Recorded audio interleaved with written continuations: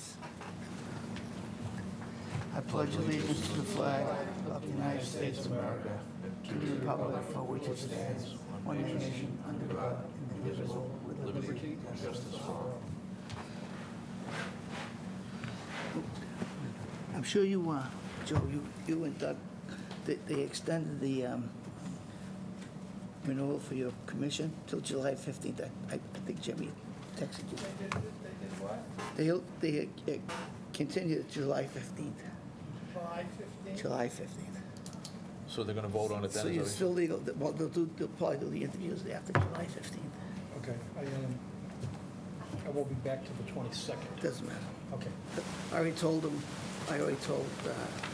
Laurie that the existing commissioners all want to re-up. So she knows ahead of time, but I just figured I'd let you guys know. Sounds like the old recruiting poster, Doug. Don't resist, re-enlist. Yeah, we're here till death do us part. All right. All That right. means I get the good funeral then, right? First order of business is 242, let's do a request to continue. 242-1428, Turnpike Lot 4A. We have to approve the minutes first. Oh, I'm sorry, I'm ahead of myself. The minutes have been, motion, we need approval of minutes. So moved. Second. All those in favor say aye. Aye. Opposed, and that's unanimous. Right, now we'll try, I'm sorry.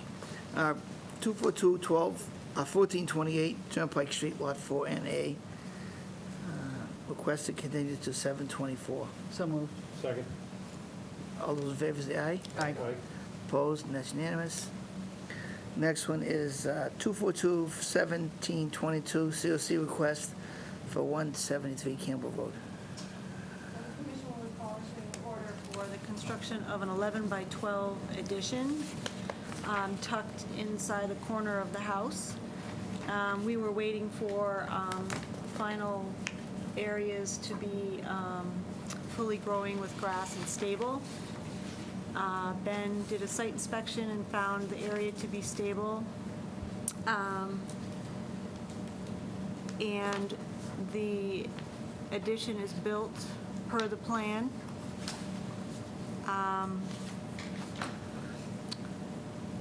The applicant had LJR Engineering provide a certification letter with the certificate of compliance request, certifying that the addition was constructed as proposed and is located greater than 56 feet from the wetlands at the closest point.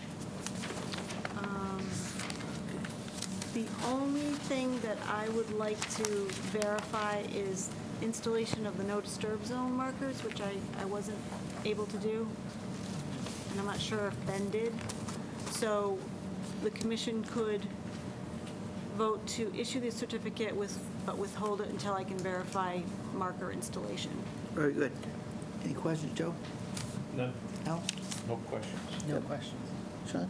I'm Sean. Doug? I'm just saying Sean there. All right, all those in favor, say aye. Discussion. Oh, I'm sorry. With the amendment that the certification be withheld pending certification by the administrator. Okay. All right, we have motion and a second. All those in favor say aye. Aye. Aye. Opposed? That's unanimous. As amended, Amy, you hold the decision until we get the... Yeah, absolutely. Okay. Yep. Very good. Next one is 242-1675 COC request of 40 Hillside Road.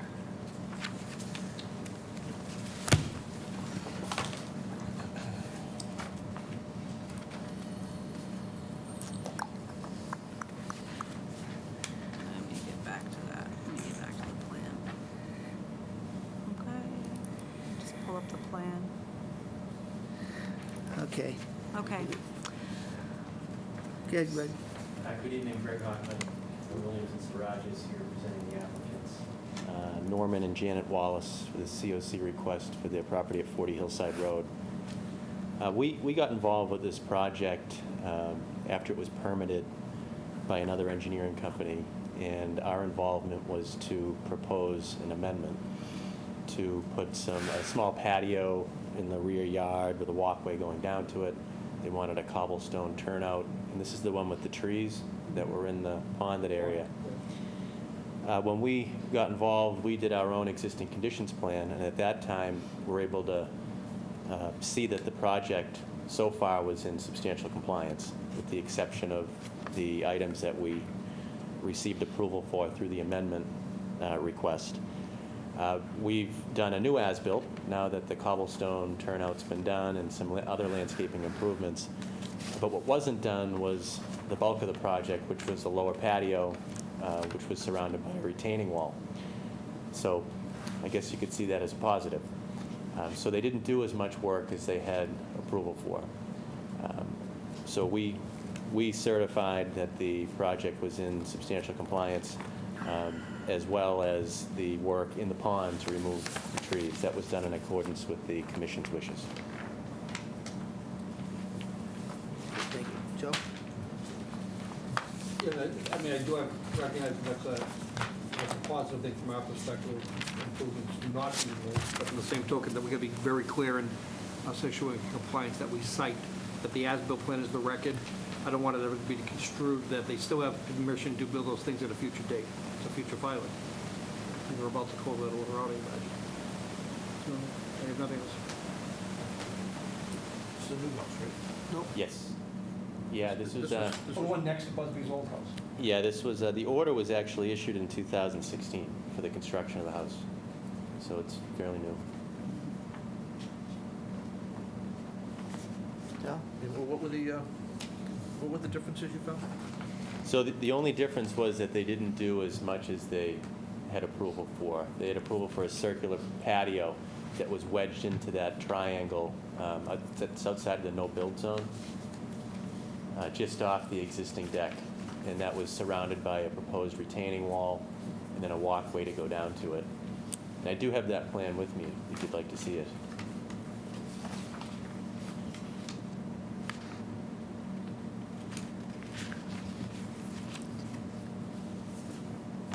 And we've been told by the owners that they have no intention of pursuing that work at this time.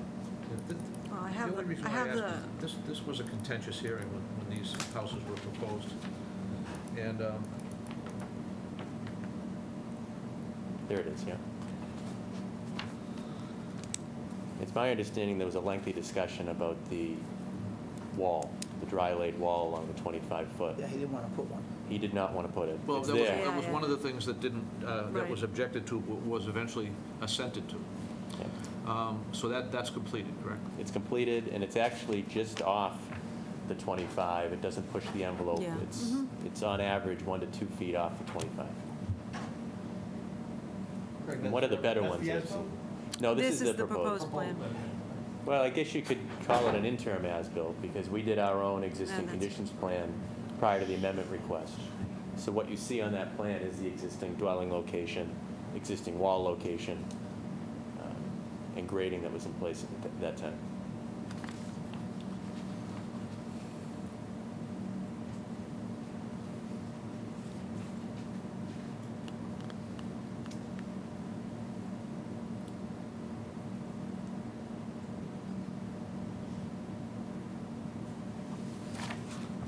So, but for the, that one item that did not get constructed, it's in substantial compliance in your opinion?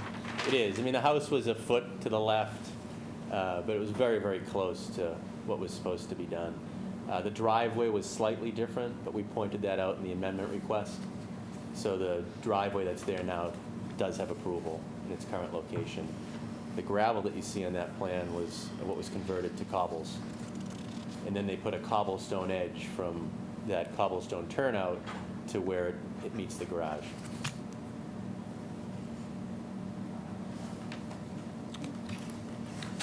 I'm good, Mr. Chairman, thank you. I only have one question. The path that goes to the pond, because I was one of the ones that I was too crazy about going in there and pulling the trees and the shrubs out. Was it, on the original plan, was it 10 foot? Because it doesn't, because I saw on your remarks that there was tire tracks on the trail leading to the pond. I don't know, was that wide? Yeah, we took Yeah, this is why. the same location that was shown on the design plan. That was an existing path. At least that's our understanding. Okay. They skidded those out in the winter, right, Frozen Grove? Yeah, it was, well, he was out there a couple times, but he did a really good job. Some of those ruts could have been old, But too. I don't remember it being 10 feet wide. That's pretty No, wide. it's 6. It's 6 on the very original plan. 6. That's why when they said there was tire tracks, I was like, wait a minute. You need at least 8. Yeah, it was probably his small, he had a little Bobcat-type machine that he used to winch out the trees. Because I was under the impression your first approval, it was a walking trail to the It's pond. not intended to be a vehicle. It's not a No, vehicle. no, It's it not really isn't. intended to be It's what- vehicle. It was not conditioned or intended to be for vehicles. Now, I understand there were trees down in the pond that needed to be cleaned out, and I understand. But going forward, that can't happen. We did talk about using a small Bobcat that would drive on mats during our site walk with Jennifer and Right. the pre-activity meeting. And as far as I know, that was done. Okay. It's just the width. She's got 6, you've got 10. So 6 is a walking trail. 10 is a driveway or This is a the vehicle picture. access to the pond, which I don't want. Right. And I don't think the commission wants that either. That's it that we're looking at? Yep, that's the picture that Ben took. Now, when you I'm say sorry, 10, Lou, is that shown, is that scale 10 or is it labeled 10? It's labeled 10. Okay. Because all I see is approximate location of trail approved under DEP file number 242-1675 on the as-built plan.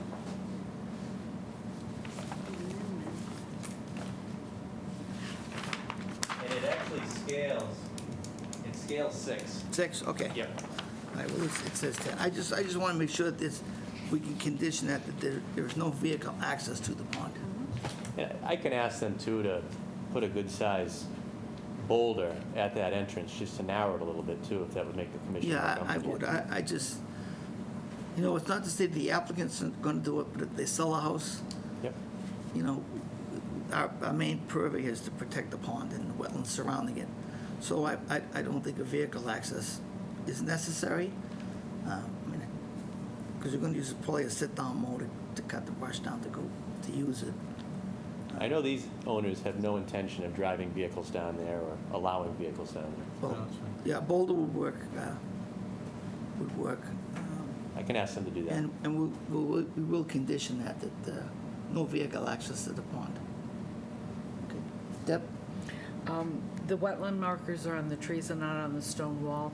They are. Lou, Okay. How can we condition this certificate of compliance? Yeah, we can't condition that. We withhold the compliance until, I think that, my humble opinion is that we agreed that there would be vehicular access to get the trees that were down. Trees. We talked about that. and that's fine, but When now they- now when they they gotta came. shut it down.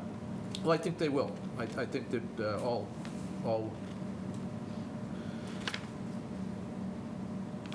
I remember when we were having the NOI hearings, and I remember the discussion was no vehicle access, no vehicular access to the pond.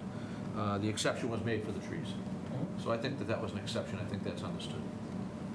I do as well. Yeah, so Okay. I know, I forgot it. Yeah. But Yeah. they can put a boulder there. I mean, Yeah. I would strongly recommend it. Because if somebody sees a vehicle going down that path, there will be an issue. I'll let them know that as well. All right, thank you. Getting back to the wetland markers, they're on the trees, not on the stone wall.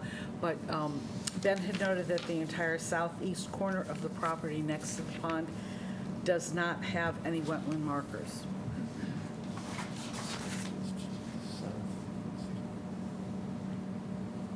Okay.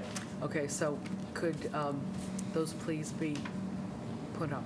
Yes. Yeah, it was my understanding that they were all there. Okay. But we'll double check that.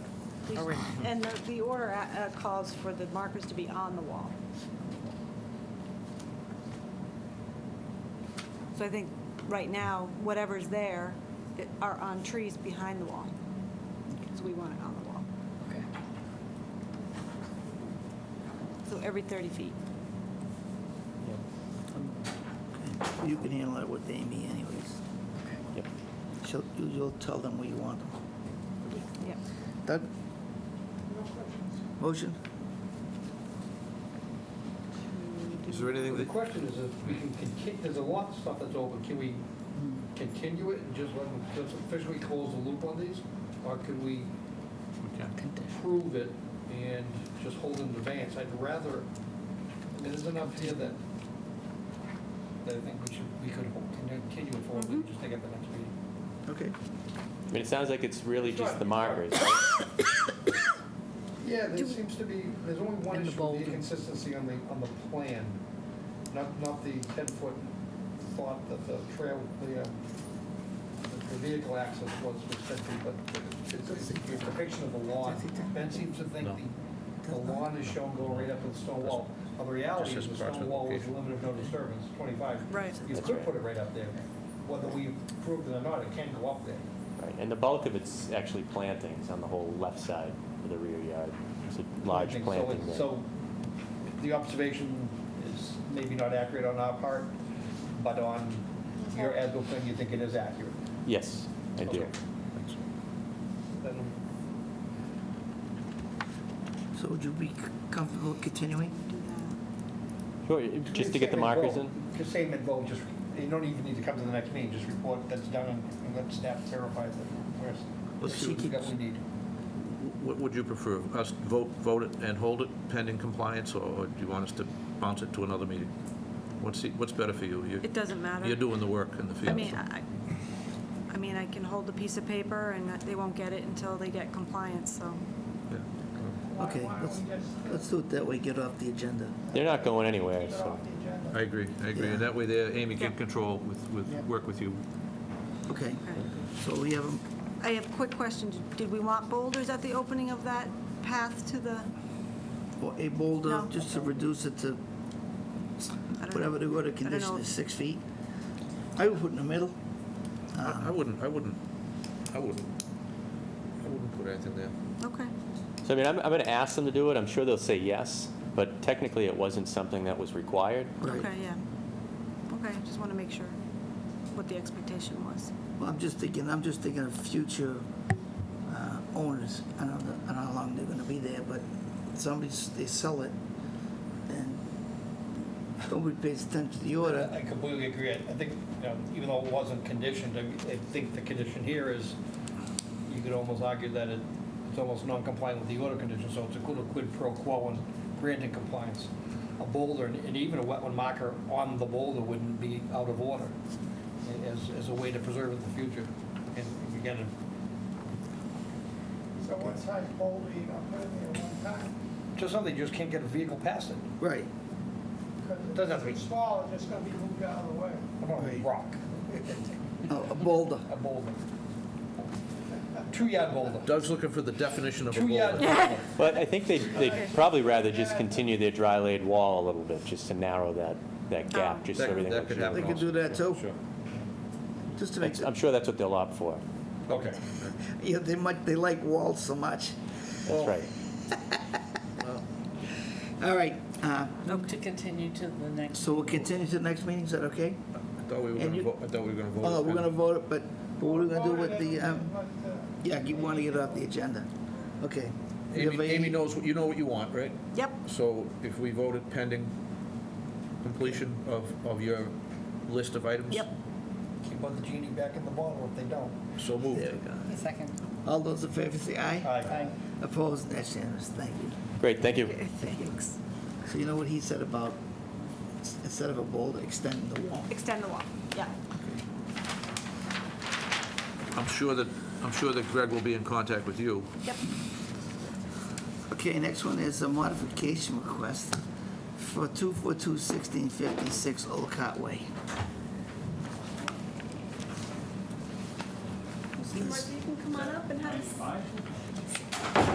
I'm sorry, 95, yeah, Old Cartway, yep, come on up. 1656 is the oh yeah, okay. order conditions number. Wherever you want, whatever you feel You comfortable. can stand or sit. They're both on video, so it's up to you. Okay.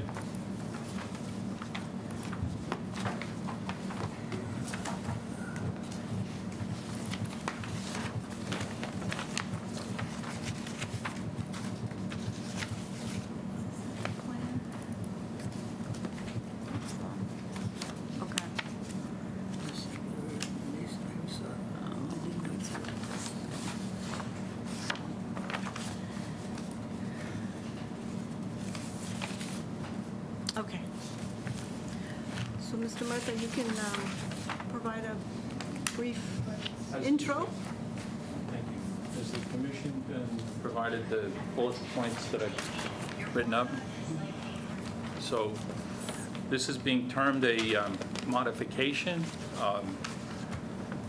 And as Leah Basbanes, the site monitor, I had an email from her today that she stated that the site was in complete compliance with the original order of conditions. If you want to call it a modification, that's, I guess, your prerogative. I really don't think anything has changed. So, and I've tried to make those points in the outline that I provided. So I'm happy to address any questions or concerns that the commission has.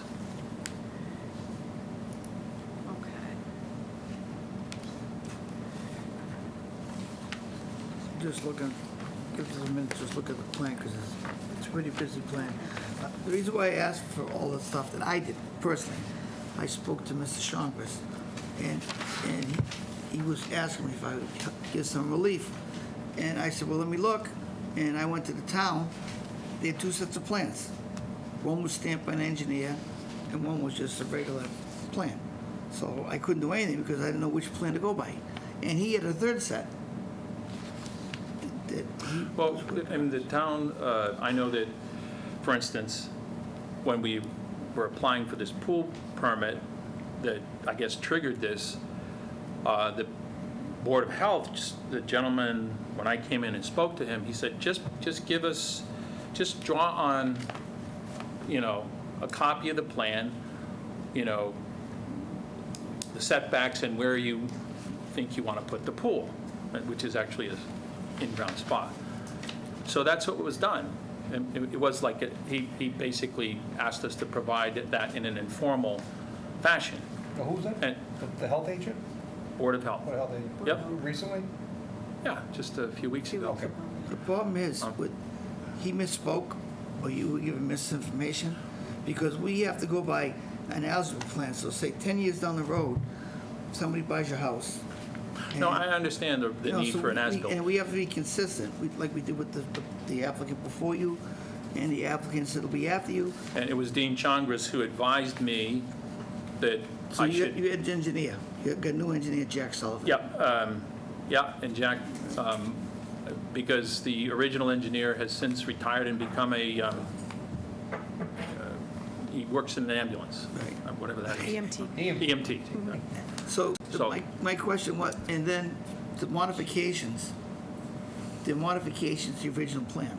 So therefore, you would go to Amy and say that you want a modification, and most of them, they were out of the buffer zone, are easily all set. So they were fine. But, the guy that said that to move, because you moved the jacuzzi, now it's back where it used to be? No, you moved it No. to the side, okay. No, Like I said- what I A little bit big. asked Jack Sullivan to do, because we're trying to, within a certain footprint, locate this in-ground spa, and based on setbacks from the septic as required, and also just in terms of where we get the most sun exposure, et cetera. There's some ledge that we've removed, and if we don't have to remove any more ledge, that would be a good thing.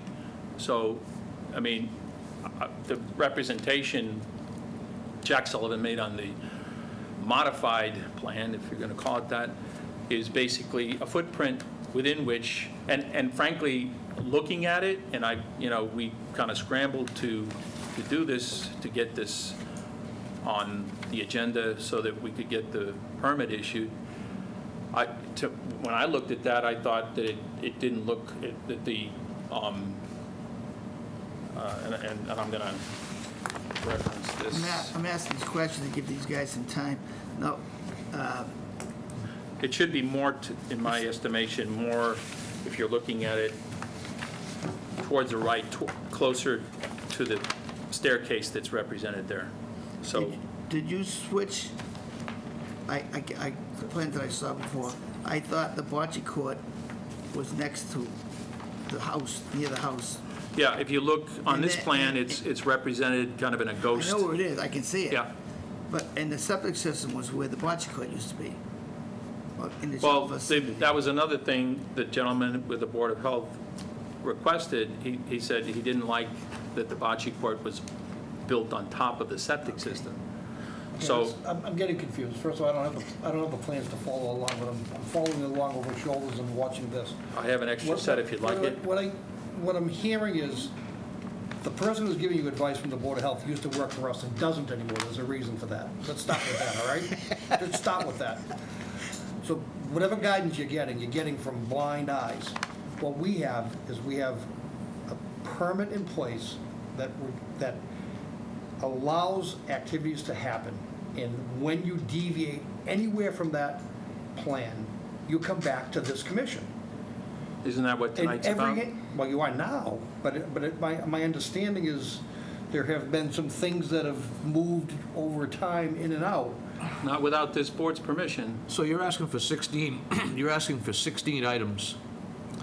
No, as I've explained, if you've read my bullet points, I have them right here. Yeah. I have your bullet So- points, and it looks like there are, the changes, it says the changes are also noted on the site plan, but there's 16 bullet points. Most of them are out of the 100. What are those? here's, if I can just summarize, through the building permit for the deck, Yeah. the building permit for the cabana, the shed, all of these you have reviewed and approved of. So, With the exception of 4 items that I can't imagine how they impact the environment, but the pinpoint location within this footprint of the in-ground jacuzzi, the exact layout of the patio pavers, the exact, as you see on this plan, the fireplace has been moved a few feet to one side along the same boulder wall, whether it's here or 3 feet over. How does that impact the environment? whether you realize it or not, you're asking for 16 modifications to the No, record we're drawing. not. No, we're not. I'm reading your plan. Again, did you read the bullet points? Yeah, I did, So and I'm getting a little frustrated with you. Okay, so- Every single thing that you have put on here is something you want to change from the record drawing. Which is okay, but it hasn't been done yet. No, That's as your long as- Let me- board, let me- you had to sign off on these changes So- when, go ahead. Yeah, let me just, so I sat with the file for about an hour and a half, organized it, and verified what proposed modifications on this plan were approved by Jen Okay, through either building permit sign-off or administratively. so some of these Some of have these- already. yes. So it's not all 16. Exactly. Okay, do we know which So, ones yes. have not? So what are we I don't asking? want to dwell on what was already Just been tell us what approved. we're asking for. I'd like to hear it from you. Okay, so I think it's the location of the in-ground jacuzzi or whatever you call it. Okay, yeah. Well, within the exact location, it's Exact- in the right. general area. Final. Yep. Location.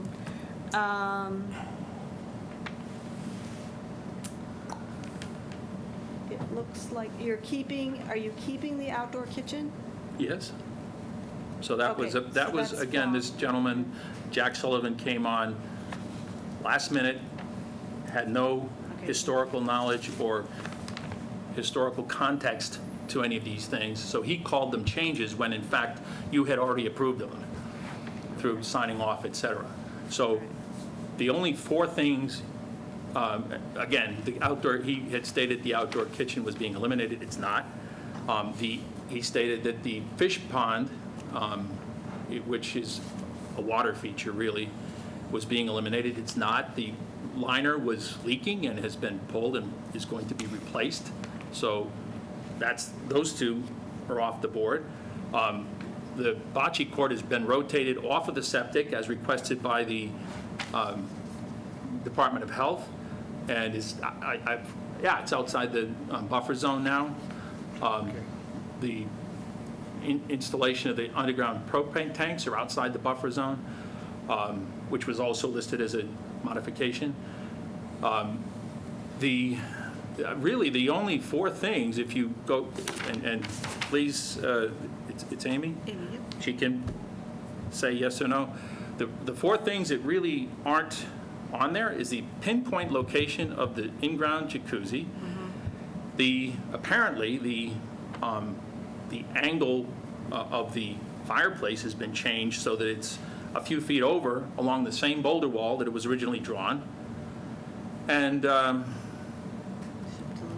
to think, oh, the vegetable garden, because that part of that was on the septic, was also not going to be done. So how not doing a vegetable garden impacts in any significant way the Well, I environment? think you're misconstruing the purpose of a modification. The modification is to put into the record those improvements that are now posed, both things that are impactful and things that are no longer there. We want a Well- record plan that accurately shows what your project currently is. And I want that That's what we too. want. That's what I we- want that too, but the So that's point what is. this is. It may be the nomenclature's not accurate. I was, okay, maybe you're not aware. I was accused of violating the order of conditions.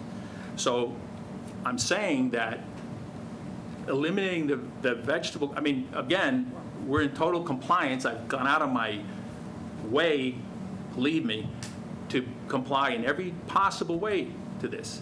So to say that eliminating of, and I'm educating the commission tonight that not planning to build that. So to say that's a violation of the, even though I mean, I can build it if you want, if that makes me in compliance. I don't want to. No, I don't know, I mean, Lou, do you know what we're talking, what that is? What are we talking about? Is that, I mean, that wouldn't be a violation, was such a state, was well, that information go back? so I received this plan without, you know, a conversation with Mr. Murtha, with the red, the things in red that have been done. Some of them, I think, are like the stone steps. I don't know if those were approved, but. Well, no, they were represented to the building inspector, and you signed off on this. How are we going to get down from the deck? How are we going to have a means of egress? No, I get it. It was. I understand why they're there. So it was my statement that it appeared that things weren't in compliance with the order. But not in violation, it's just that Well- there are different, deviations. Right. Yeah, fair enough, and that's what would normally promulgate a modification Right. request, which is for everybody's benefit to get the record accurate and to get the project to reflect what the record shows. Right. And, for lack of any nomenclature of violation versus non-compliance versus deviations versus who gave permission, it really doesn't matter. If these improvements on here are in fact what your end project looks to be, then I think this is what we want to do, is accept this as the modification, as the plan of record. All other ones go away, and when the project comes in for compliance, this is the one we'll review it against. Right. Simple as that. Can't be any more complicated. But Less complicated. some of the stuff on this plan has been built, so therefore it's an after-the-fact After modification. the fact modification, I'll give you that. But it's also, as the applicant points out, it's also things that, like removing a garden, that are less impactful. We would weigh the whole thing out on modification of what the, how it complies with our bylaw and our Wetlands Protection Act. Unless there's outright things that we wouldn't approve, it's just paperwork. No, I don't want it to be adversarial. No, I agree. I don't think, but there was so much information from different sides, Agreed. so it was very, very confusing. I mean, I'm looking at two sets of plans at the town office. And I mean, I'll verbalize Well, I on would TV. dare say that if Jennifer Hughes were here, and I asked her to be here tonight, I asked for that to happen. Right. That she could vouch for all the changes had been approved, and these were minor even at the time. So it wasn't like, Yeah, it's gonna take some time to get the record, everybody up to speed. but I'm saying that there's key personnel in your department that there's been turnover, and it's impacting me. I'm sure it's impacting you. Well, I just to back up a little bit, Jen would not approve anything administratively unless she talked to me first. So The chairman, The chairman. yeah, not just Because I'm the chairman, yeah, not just me. And she'll say, that so-and-so wants to move this, move that, it's out of the buffer zone, he's moving in the buffer zone. It's in the plan, that's fine, but not all of these changes she approved. There's no way. I wouldn't approve 16. What is 16? Well, the list of 16 on the plan, which I agree with most of them because they're out the 100. So we don't even, they're not jurisdictional. So Well, those are jurisdictions. On that specific, I'd like to, if it has any, like, impact or consequence, I would like her to be here, and I'd like Dean Chongris, who had a conversation with her, to be here. Because, you know, I'm relying on the people that I employ to do this job to do it right, okay? And I was assured by Dean that he had a conversation with Jennifer, and I was partly privy to that, so I'm quite certain that it happened. So, Let me say that Jen worked for this commission for a long time. 11 years? 12 years. And rarely, and I'm not going to say anybody's infallible, rarely was there an instance where we would go back to the record and even if it was a verbal conversation with somebody that was conveyed to the chairman, it's all in the record, spelled right out. So any sort of interaction of that sort would be in the record. Period. There's no need for Jen to be here. The record is that good. Right. So if it's not in there, I got to suggest that it didn't happen. So we're being asked to approve a modification. Let's try to get this off Yeah, the bubble, all okay? we do is approve an after-fact. I'm going to fall asleep in a second if we keep talking It's about approve an this. after-fact modification. Is the plan accurate, yes or no? I don't know, but it's stamped by an engineer, and when he goes to the COC, if it's not right, he's the one that's gonna have the issue, not us. I'm unwilling to vote on a modification if I'm not confident that the plan in front of me is accurate. So if somebody could tell me the plan is accurate and the location of the items is accurate, then I'm perfectly willing to vote. If it's not, I'm sorry, but it shouldn't be on the table. Well, it's a stamped engineered Yeah. plan. yeah, that's what do you, So Jack- I don't understand this. so Why Jack- would so Jack- you doubt that it's authentic? So Jack resurveyed. I didn't say authentic, I said accurate. And the accuracy is verified by our staff on the submittal that you give us. That's funny. routine. You've been here before, you know, you're not new at this. This is what we do here at this commission. Right. And if I understand your, I'm asking our staff person, not you, if the plan is accurate. If the plan is accurate, I will consider voting on it. If not, I will vote to continue this and have you clean the plan up. So why don't you let our staff answer the question? So I'm going to make the same statement in a different way. We have a plan that depicts improvements, both proposed and already made, and some in process. Shown on a plan stamped by an engineer. You've visited the site. Do you find by your visitation in comparison to this, do you see anything that differs substantially that we should call into question so- whether Mr. Sullivan Right. missed something or not? So I haven't visited the site, but based on Jack's plan here, I went through the file to see what constructed items here have been built and approved. So I was able to ascertain that. That's as far as I got. Ben's been out on the site, I've been out on the site, but it's hard to tell. It's a very busy site. It's far, So then I'm going to renew my question. What am Well, I'll happy, if we can continue, I'm happy to go out and go line by line with every element on the project. I mean, if we're being asked to approve a modification, I for one would appreciate that level of confidence. Yeah, well, absolutely.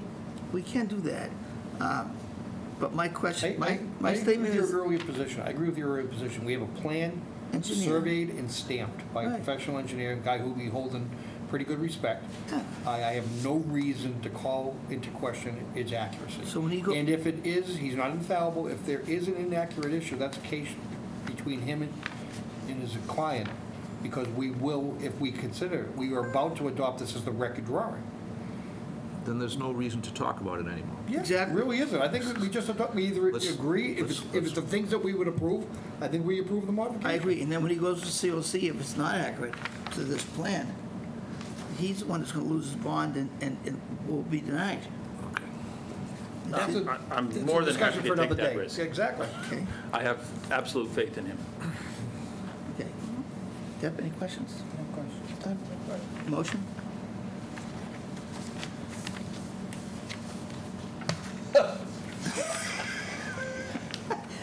You can pick it. All right. We never really get into the substance of what it is. Everything in here is approvable. There's nothing here we would take exception to. No, so we just have to All approve right. it. So I move that we Motion. accept Add it. the plan we accept the plan as a modification of the order of conditions, noting that this is now the record plan. Then after the fact modifications. And you said Amy's already paid the fee, correct? He has paid $200, which is the initial, it's not after the fact. After the fact would be 3 times 200. All right, so that's what it'd be. Because you went and did stuff before we approved the modification. So it's. Can you So be it's an after specific the about fact- what that Pardon me? is? Can you be specific about what, I've really bent over backwards to comply in every possible way. What did I not, Every time you change something on a plan, it's a modification. Okay? Now, most of the stuff can be done in-house. You go see the administrator. but when we can't build a deck without what changes are you saying that we didn't get approved? This Well, is you what, moved- this you is moved- like You moved a insane. set of stairs, correct? Well, you know, you Right. got 4, right? So, deck design was changed but approved by Jen under a building permit. I'm not going to fight that. I mean, But the Yeah. deck it's design, not after the fact. They- It's not an after the fact modification. And Jen was aware of it, and she said, okay, it's not an issue. It's not an after the fact. It's not gonna be an issue with the Yeah. board, it shouldn't be. There might be something that's a little bit out, but I'm not going to dwell on that at this point. So you don't want to go for an after the fact? I don't see, I don't No. think. I don't All right, think- so we're gonna I go think it's for right. modification. The faster we can get this thing off the table, Okay. Mr. Chairman, the better we will be. Let's get it out of here. All right, so we got a motion for modification and Second. all those in favor say aye. Aye. Opposed, yes. I am opposed. Thank you. And we have 1 opposition. 2 Just a minute. opposition. And I am going to ask that. No, just me. I'm going to ask that a message be carried back to the department. Yep. That there is a Form U process, and all folks who are involved in that Form U sign off know that process. And anybody who thinks they have jurisdiction to speak on behalf of the Conservation Commission, who's a staff member, needs to be reprimanded, if not at least schooled, in that he has no authority to talk on our behalf. That's why I don't work there anymore. Okay, you all set? thank you. How much bond do we have for this project? It doesn't matter, I'm just curious, for my own curiosity. You should know you paid it. 2,000. 2,000? 2,000. Okay, thank you.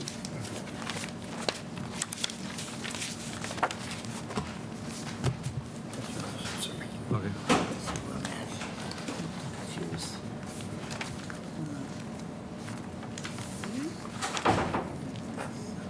Wait, small project, NHCC 712 Sharpers Pond Road.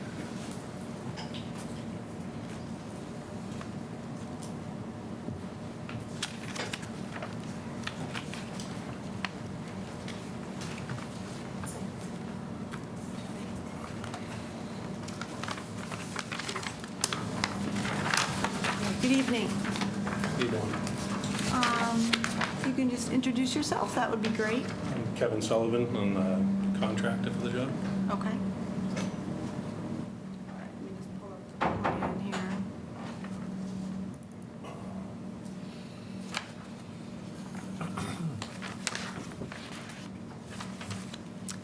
Okay, so this is a small project application for the in-kind replacement of an existing deck. So we have an aerial, can't go Joey. around, Joe, any questions? but Sorry. the deck is off the rear of the house. Yes. I gotta.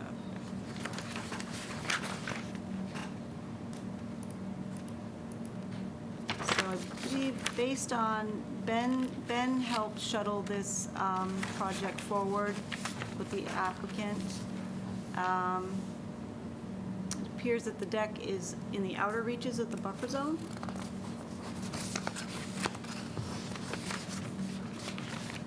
And will the stairs be replaced as well?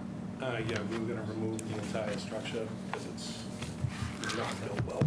Okay, And the only thing we were gonna change is the direction of the stairs. okay. Currently, they go from, it's not gonna go out to the backyard any further. She wants to change it. It goes down from where the three-season room is, down towards the driveway. And she wants it to go from the driveway side down towards the three-season.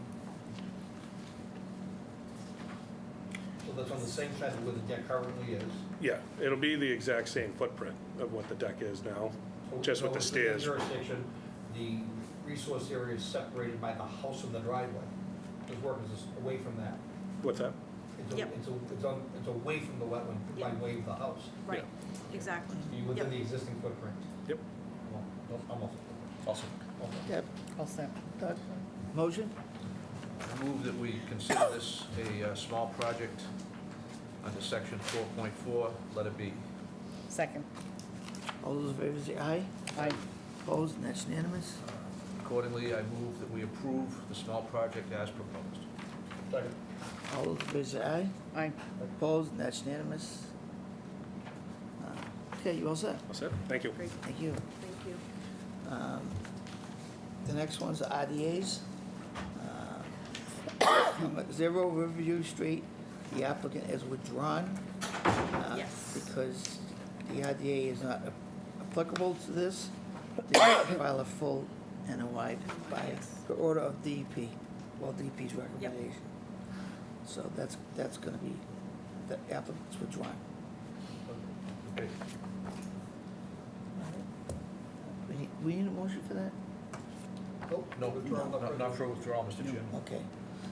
So the first order of business is 707 Turnpike Street. Mr. Chairman, may I respectfully request that 207. we list the continuances under the notices of intent? There may be some people here for one of the items that's Okay. not going to be heard tonight. All right. 350 Winthrop Ave, request to continue to 7/24. So moved. Second. Okay. All those in favor say aye. Aye. Opposed, and that's unanimous. Have we got any information from them at all? Just his email indicating that he's working on a plan that will have a treatment chain for the snow dump area. Yeah, there's a communication. Okay. All right. Next one is 242-1759, 338 Blue Ridge Road, request to continue to 7/24. So moved. Second. All those in favor say aye. Aye. Opposed, and that's unanimous. And 242-1760, Avalon Communities, 4 High Street, request to continue to 7/24. So moved. Second. Chairman, I abstain. And one abstention. Motion to continue. Second. All those in favor say aye. Aye. Opposed, and one abstention. Thank you, Mr. Chairman. Okay, thank you. Okay, well, seeing we only have one left continued. It's 242-1720, 33 Regency Place, request to continue to 7/24. So moved. Second. All those in favor say aye. Aye. Opposed, and that's unanimous. All right, so we'll go back to RDA's, 707 Turnpike Street. Good evening. So the commission asked at its last meeting that we look at the previous order of conditions for when the larger addition was installed. Read through the certificate of compliance and ongoing conditions. The only ongoing condition relates to maintaining the chain link fence between flags A7 and A12. And keeping that as a permanent barrier between the property and the wetlands edge. And that snow shall not be stockpiled beyond that fencing. So it didn't speak to driveway surface or anything like that in terms of must be gravel or, so that was that for that.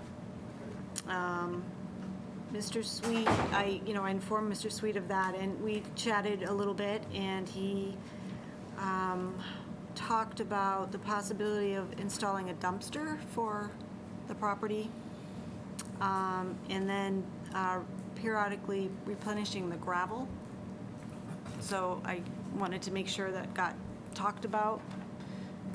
so it's not a surprise, or whether it can be incorporated in this application or not, it's another story, but I wanted to make sure it was on his radar for the property. Thank you. Joe?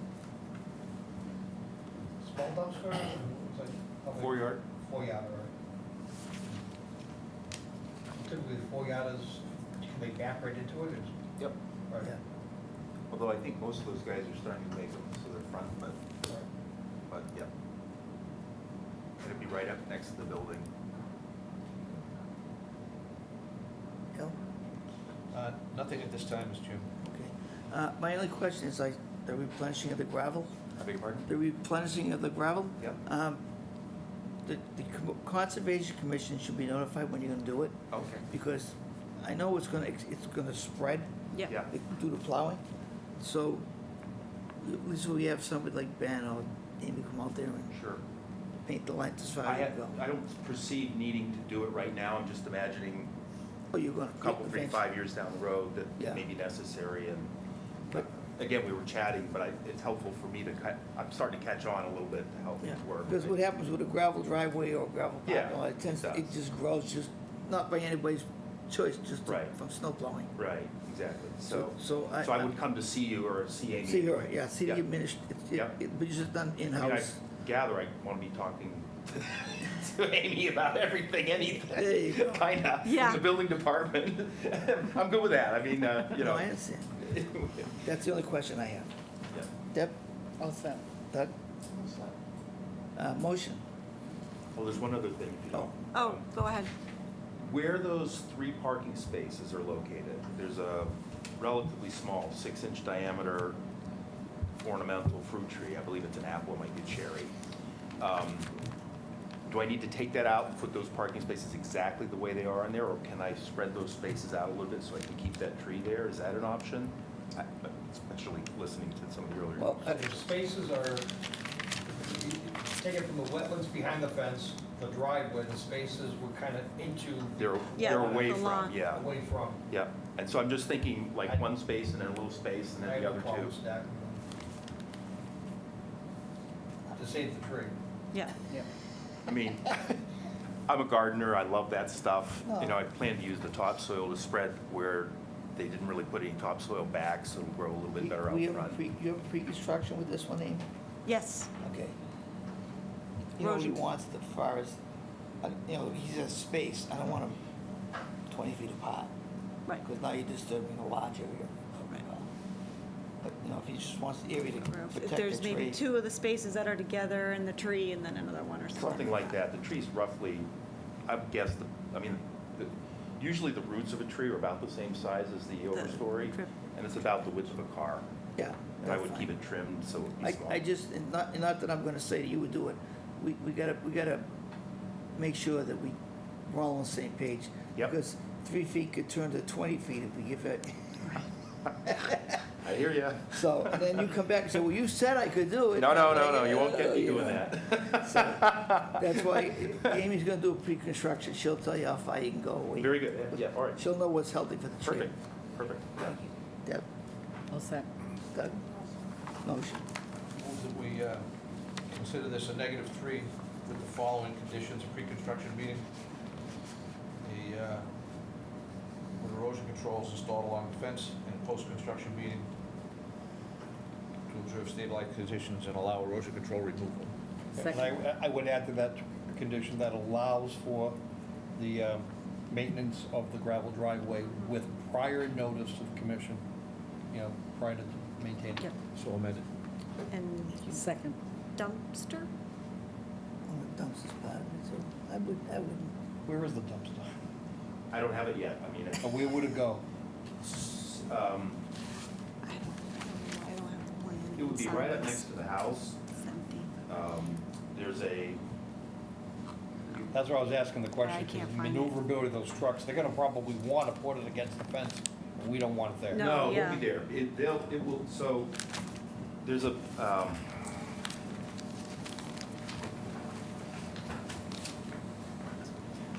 Have you already had a discussion with the dumpster company? I haven't, but I know them, and I So will. part of the pre-construction condition is that you have that dumpster location known. Yep. And then Amy will update the plan showing that dumpster. If you go That's the by my permitted drawing, location. 707 Turnpike Street parking, my anticipated location would be right in front of that parking space labeled number 8. Doug's got the plan. I don't have it in my But electronic that- file right I'll- now. we'll comply with your request. I'll talk to the dumpster guy, and then when we meet, I'll have a place. Number 8. Yeah, but that's right in front of the walkway. You're blocking the walkway. So that's not necessarily a good place to put it. I can move it over to the next place over, the next space over. That's a, what's the gate? The health department will want me to build a fence around it, so that's why I was locating it right next to Would it it. make more sense to have it in the corner where the new addition is, in the house? Yep. Tuck it right in here? You mean beside where number 4 is? So I have a floor right in there, right Well, in that that's a corner. garage door opening Oh, there, never mind. but that might could work, actually. If you don't mind, let me work out with the dumpster guy, and then we can talk and with your approval. Yeah. Because I mean, with think- the understanding, we probably want it as far away from the wetland as possible. Absolutely, absolutely. So you can determine that at pre-construction. And, yeah, thank you. So we have a motion and Second. all those in favor say aye. Aye. Opposed, that's unanimous. Thank you. Okay. Thank you. Thank you very much. Next, Y'all have a good evening.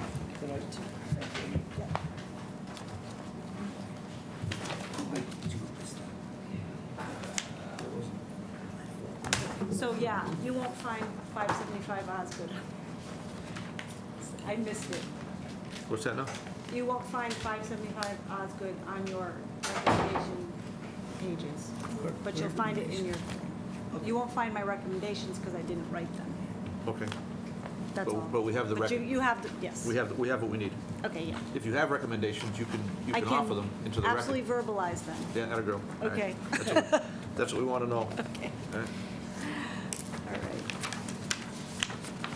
So we have a representative here this evening for the application. Columbia Gas. Oh, great, thank you. Thanks.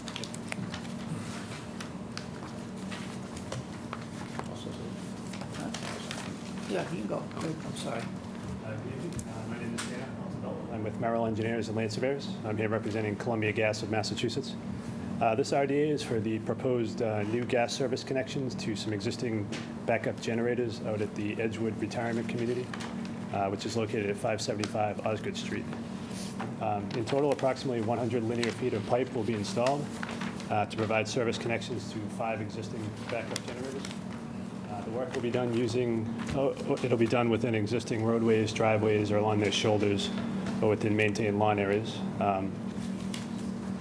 There are portions of the work, as you can see on the plans, that are within the 100-foot buffer to bordering vegetated wetlands.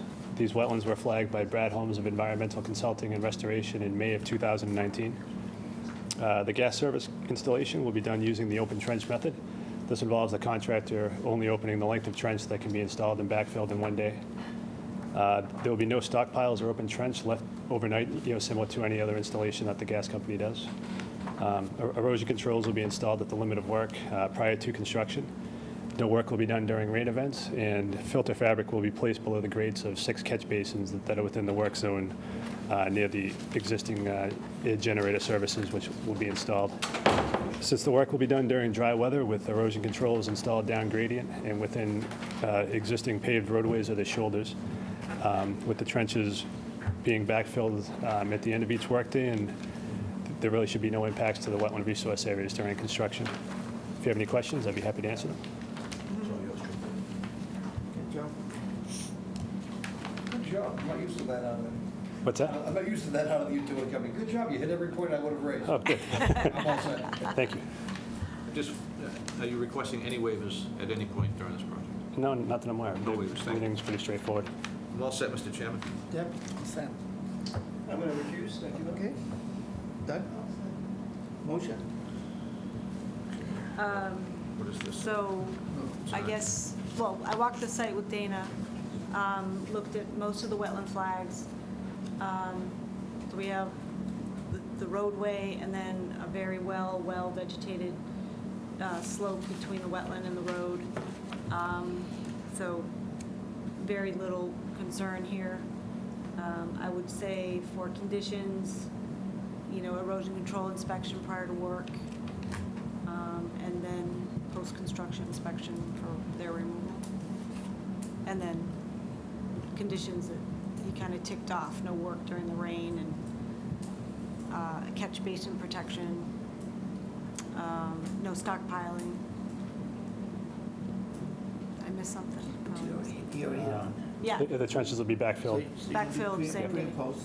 pre and post. So would you call this a -3? Yep. So moved. Second. All those in favor say aye. Aye. Opposed? One abstention. Yeah, thank you very much. Thank you. Have a great evening. You too. Next one is NOI 242-1756, 78-1.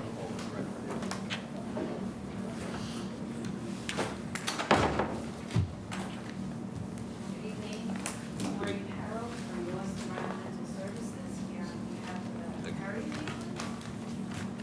This project was introduced to the commission 2 weeks ago. Project for an in-ground pool. The commission had suggested several revisions made to the plan. One of them was the existing deck adjacent to the proposed addition, be noted on the plan to be raised. Also walkways to extend to the pool area, show the pool equipment on the plan, and also put a note on the plan to remove the existing fence that is on the town property. And I believe all the commission's concerns are addressed at this time.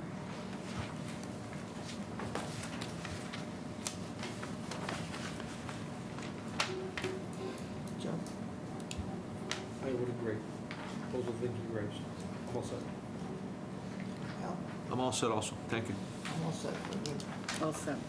Sean? I'm sorry, I didn't hear you guys. All set. Motion? Does Amy have any comments or questions? I guess, we have the notation that the deck is going to be raised, and I would assume that it's either going to turn into grass or a landscaped area and not be replaced with something else. So I guess that'll just be specified in the order of conditions. Oh, we can spell it out. Do you know what their intention is to landscape it as grass? Yes, as lawn area, Lawn. and they're aware if there's any modifications or changes to the plan, they need to come back to the I commission. think by showing the walkways, that's a reasonable expectation, so we can condition it, and they modify, tell us. Okay. Yep. So we have motion second. All those in favor say aye. Aye. Opposed? That's unanimous. Thank you. Thank you.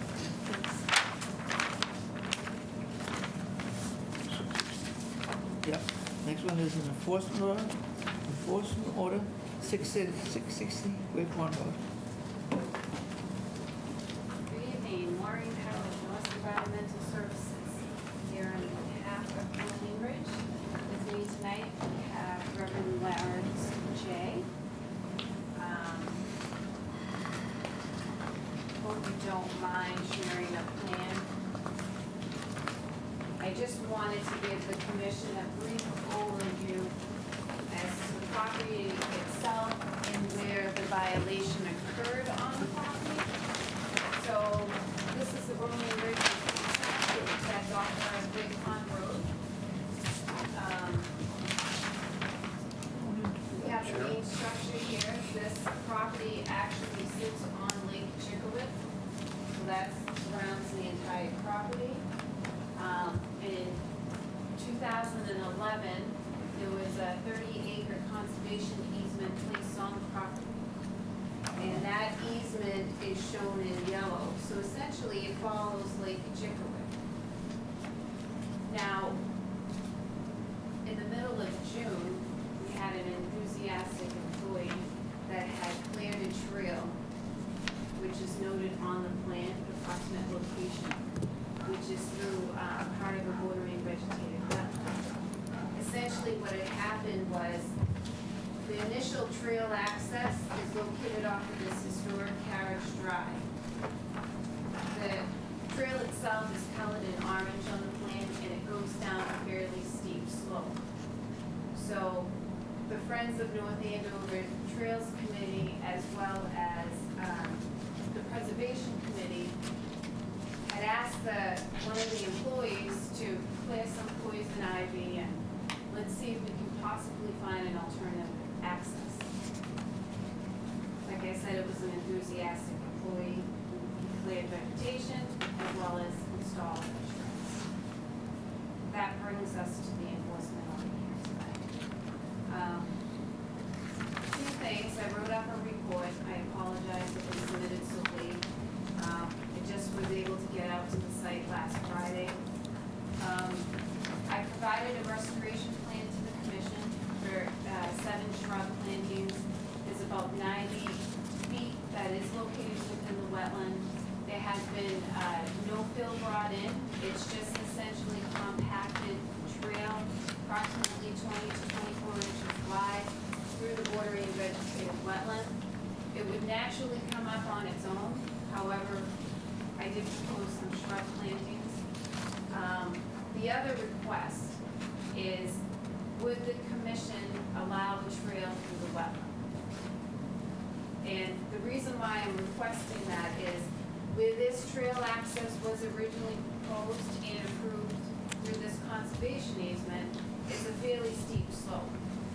Young child wouldn't have a problem running down the slope.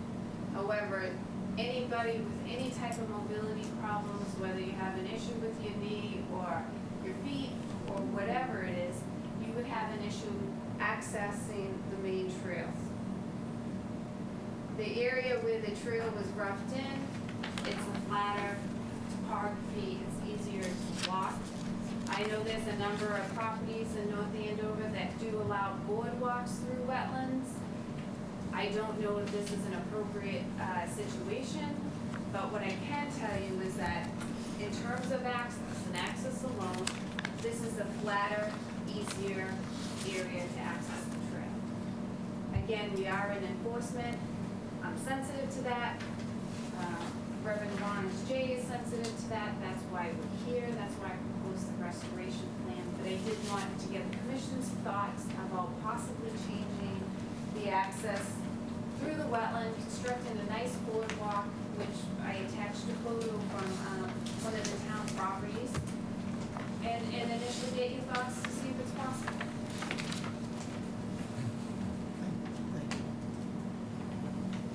Well, yeah, first, thank you for the rapid response to the quick issue. We were very concerned, as I'm sure you all were as well.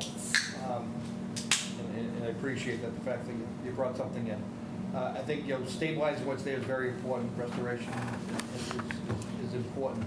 Now, the ultimate question you've asked, though, is, where do we stand with regards to trails within the wetland area? That's where we strike a balance between the interest of the Act from a resource area protection perspective and the interest of the Act where you want to invite the public to enjoy and appreciate what it is we're protecting. So somewhere between the two, this situation might work itself out. So you want to, like any trail system, you want to have it, invite as many people in as you can with the minimum impact as possible. And in many instances like this, a boardwalk is what we would probably require. If it's where you want to continue to use that trail, and I think we want to continue to use the trail, it's probably the more accessible way would require a boardwalk. The other area, which is historically there, is beaten down and in bad repair, and also difficult for people to navigate. So, I think that's one of the bases that you make your alternative analysis on, of why this is the better option. It's a separate file. I don't think we do that through this enforcement order, or we could, but with a lot more information. Where, how, and what does it look like? That was my next question, that if it was even an item of discussion and the commission was open to that option, what's the best way to go about whether we file a notice of intent or an RDA or, So, that's one man's perspective on that balance of inviting people to appreciate what it is that we're trying to protect. And you see it all across the world. You get people out into these areas that are absolutely gorgeous, even in our own town, where we invite them right up to the fringe and do that in a way that's the minimum impact. The boardwalks is what we've done. So I think you're looking to poll us, I think. yes. So I will give you my opinion. I think what you're asking for is probably, in my opinion, best accomplished through an IDA. That's just my own 2 cents. And as part of the IDA, I would like to see an alternatives analysis, because really what you're asking for is a waiver.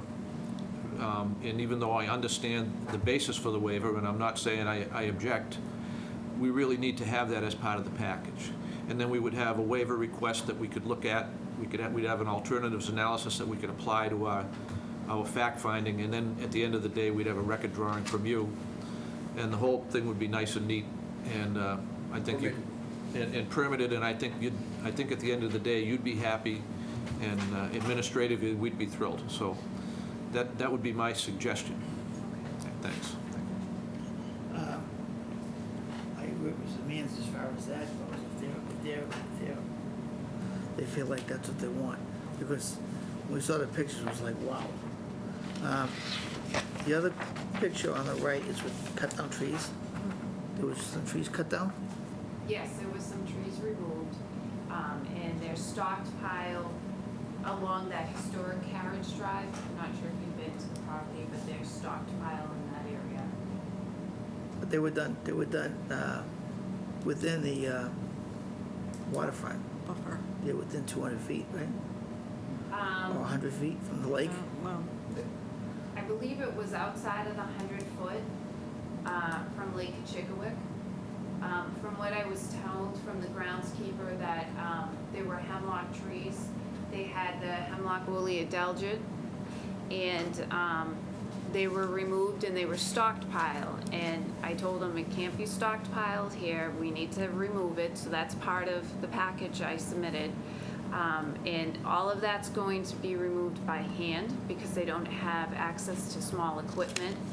It's all on top of that historic carriage drive, which is pavement, but broken up pavement to the actual structure. Wasn't that the original trail? Say it one more time? Was that part of the original trail? Right along, so the Where the original trail where the goes trees are along- cut. It goes along the carriage drive area, and then it goes down a steep hill. And the stockpiling of wood is to the left of the carriage drive, just above where that area was, the trail was cut, and the violation is in place. Well, like I said, I could see from the trunks of the trees that they're pretty rotted. So that would be that could have been done if, we could have, if you didn't file it, we could have cleaned it up without leaving it that way with the brush and the trees I and think we want to be careful. The trees are down, you're not going to put them back up. No. But you want to be careful to remove those in a way that you're not going to be creating bigger impact or more damage. And there's something to be said, it's not always beautiful, it may not be the right place, but there's something to be said about snack habitat. And there may be every bit as much reason to leave them than there is to take them out. So I think you should look at that all in context of what's actually on the ground. That could be part of the IDA proposal. Okay. yeah, because Maintenance of some snags if they're good snags. If they make sense. If they're yeah, strong. I mean they're down not- tree stumps down trunks are not conducive to. I don't If think. if they even have a 6-foot snag standing there, screech owls and wood ducks will move into it. So it makes good habitat, and there is a proposal for some planting. So I think we're on the right path here. The actual tree piles are fairly extensive. It's not just one pile. I just want to give the commission a, Right, I mean, Uh, that was the biggest one that we took a right, picture of. so it's stockpiled along the carriage drive. So ultimately, it looks like junk. We would want to remove it. I think, I'm sensitive to snags and wildlife habitat, but, No, those aren't snags in that picture, that's just down wood. yeah. So. Well, there's I- few I branches understand- behind it. I understand what Maureen's talking about, though. She wants to get that out of there. Yes, I agree. And so, yeah. That's Think fine. we- So, under the enforcement order or part of the RDA? Leave it there, under the enforcement order, get it out. I mean, again, my opinion, I'd say get it out as soon as possible. I wouldn't keep it around, and then the restoration can be part of the IDA. So, to get it out, then what we want to know is how are we going to protect the resource area while it's getting it? So- And how do you? Well, let's, All right, we have Let's get down the some table. other shit. Don't we have an open order on this property for that parking lot? Yes. You do? So the parking lot becomes another conversation I think that the Preservation Commission is working with. And I think it was going to go to conservation, but things have now been put on hold until this violation is taken care of. And so Is that order been, is it expired? the permitting for that was from 2015, from the paperwork that I have. And so I don't know if there's an expiration on it. I think it's good for 5 years, right? So. Well, with extensions. With extensions. Are we Yeah, 3 years with 2 extensions. I'm not sure if it's been extended. I'd have to check. Is that an I don't order think it that you has. have, or is that a It was determination? it was from 2015, called? the negative determination of applicability on special conditions for the parking. All right, so it was an RDA, It's not an RDA. order of conditions. So that might have to be refreshed. Okay. It sounds like it's dead in the water. So- We can fix that. And these were the only areas of contention that are on these pictures?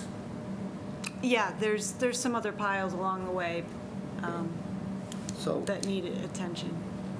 I would suggest a site review to see what you feel should stay and should be removed, so that when they come for the RDA, they'll know, we'll know what to go and what's to stay. Right. So I think the other layer here is that, it's in watersheds, so watershed protection overlay that planning board has regulations with. So, I've been trying to work in concert with staff planner. So they may have different ideas, but we our what's- initial site visit was together so that we could all, Well, what's going through my mind right now is they get prime growing season right now for removal and restoration. If this thing gets pushed back even 30 days, they're gonna lose it. They're gonna Right. lose the season. It's gonna be a late planting with probably 20% survivability. It's just not gonna be what we wanna get in this area. So with regard to strictly talking about the removal and restoration, I'd be getting ahead of it, okay. Through I would do it through an EO and be specific on that. And- Sure. And then let the IDA cover everything else, but just look at the areas where they want to get all that junk out and start some kind of planting. I mean, because it's already Right. the middle of July, it's not gonna, So the only thing that I worry about is their manpower and how fast that can really actually happen. well, that's up to them to tell us. We can't- I'm just saying. We can't fix that. It was stated to me during the site inspection. Well, that's why. We have a very small staff. Every applicant has pressures, whether it's financial, family obligations, or staff issues, or development concerns. Everybody has pressures. What we have is a situation that needs to be remedied. It needs to be remedied as fast as possible. We need to take advantage of the season that's available. I think that's a stabilization thing, And I think that, I may disagree with the growing season, but it's the driest time of the year. Yeah. Short of frozen ground, this is the time to clean it up, and at least get it clean to the point that when the wetter weather comes in September, it's ready to accept those plants and survive as wetland restoration. Well, that's why I said we'll get Amy up there, because there's multiple areas of down trees and brush. Okay, so that's the cleanup, and then the whole use of the trail and how do you make that better is a separate discussion for another day. I'm separating the two. I'm looking at stability, cleanup and stability. I'm considering it to be, Me too. This is a Right now, you prime get it season to done get that done. Okay. So On both fronts, on the Blaze Trail and the piles? Is that what you're talking Whatever about? it is they've disturbed. Wherever they've and disturbed. Okay. Yeah. Yeah, no Okay, other I improvements. just want to make sure. No other We improvements. want it stabilized and frozen in place so that the IDA can be deliberated correctly. So if the restoration plan I proposed was within the Blaze Trail, the commission did not find that a boardwalk would be appropriate in this location, okay? If the commission is open to the boardwalk, what we could do is we could put down a seed mix and get that area stabilized. We can incorporate plantings along the edges of the boardwalk if the commission is open to a possible boardwalk in this location. I just don't want to put plants in a trail Right. that we're going to put a boardwalk on. Seven plants, right? Yes. Seed mix. I think almost- the seed mix is It's almost not even worth talking about. If you put 7 plants in, if the boardwalk happens 90 in feet. September or early in the winter, those 7 plants can be transplanted and, I'd rather see a couple of But seed mix. yeah, I'd rather just see the thing cleaned up and worry I'd about. like to see the seed mix out there right away. I don't think you've got a waste of anything regardless of whether. I wouldn't lose a day on that. Just get it growing, stabilize it. You can Okay. worry about the plants. Getting 7 plants, I agree with Joe, it's like, it's Okay. nice, but stabilizing the soil. Okay. Deb, So- questions? No, I'm I sorry, just go have- ahead. I just have a comment. After all of that is done, you know, the trail and the getting rid of the brush and everything, the third thing is the parking lot. The parking That lot. has been ongoing. It has to be revisited, and it probably has to be redelineated as well. The Okay. CPC is very concerned about having that parking lot there. But we just learned they have an expired IDA on it, so So you gotta they're refile. starting all over again. Yeah. So we could possibly file at the same time Yep. with the boardwalk as one project and then the parking lot as another? Or all together? I believe it. Okay. What do we do with the old one? We still gotta vote on it. It's not an order, it's a Yeah. determination. It's an expired IDA, we have to. I'd have to read up on it, but I think by issuing it negatively, it almost has no expiration, it's good forever. But it doesn't, but the conditions and the seasonableness of what was discussed in there, so it needs to be freshened up. But if I remember correctly, the parking lot was chimed in with something else. The road was changed, was there something else beside the parking lot? Did we change the road or update the road or I don't think so. I think the parking lot was separate? Yeah. Okay. Parking lot was part I'm trying to of the trade. think back, because 2015, I can't remember what I had for lunch yesterday. Did you do any improvements to the access drive No. or any parking near the building? Yes, we can park on the other road. So there's a main pavement. Yeah, On the. that's what I thought. So this is the main Right. drive, Right. the drivable drive. Yeah. There's some gravel in here, that was permanent. The parking area for the open space, I think it's 3 spots Mhm. Yeah. right here. So Right. that's what's expired. Okay, Okay. all right. Maybe- Sean?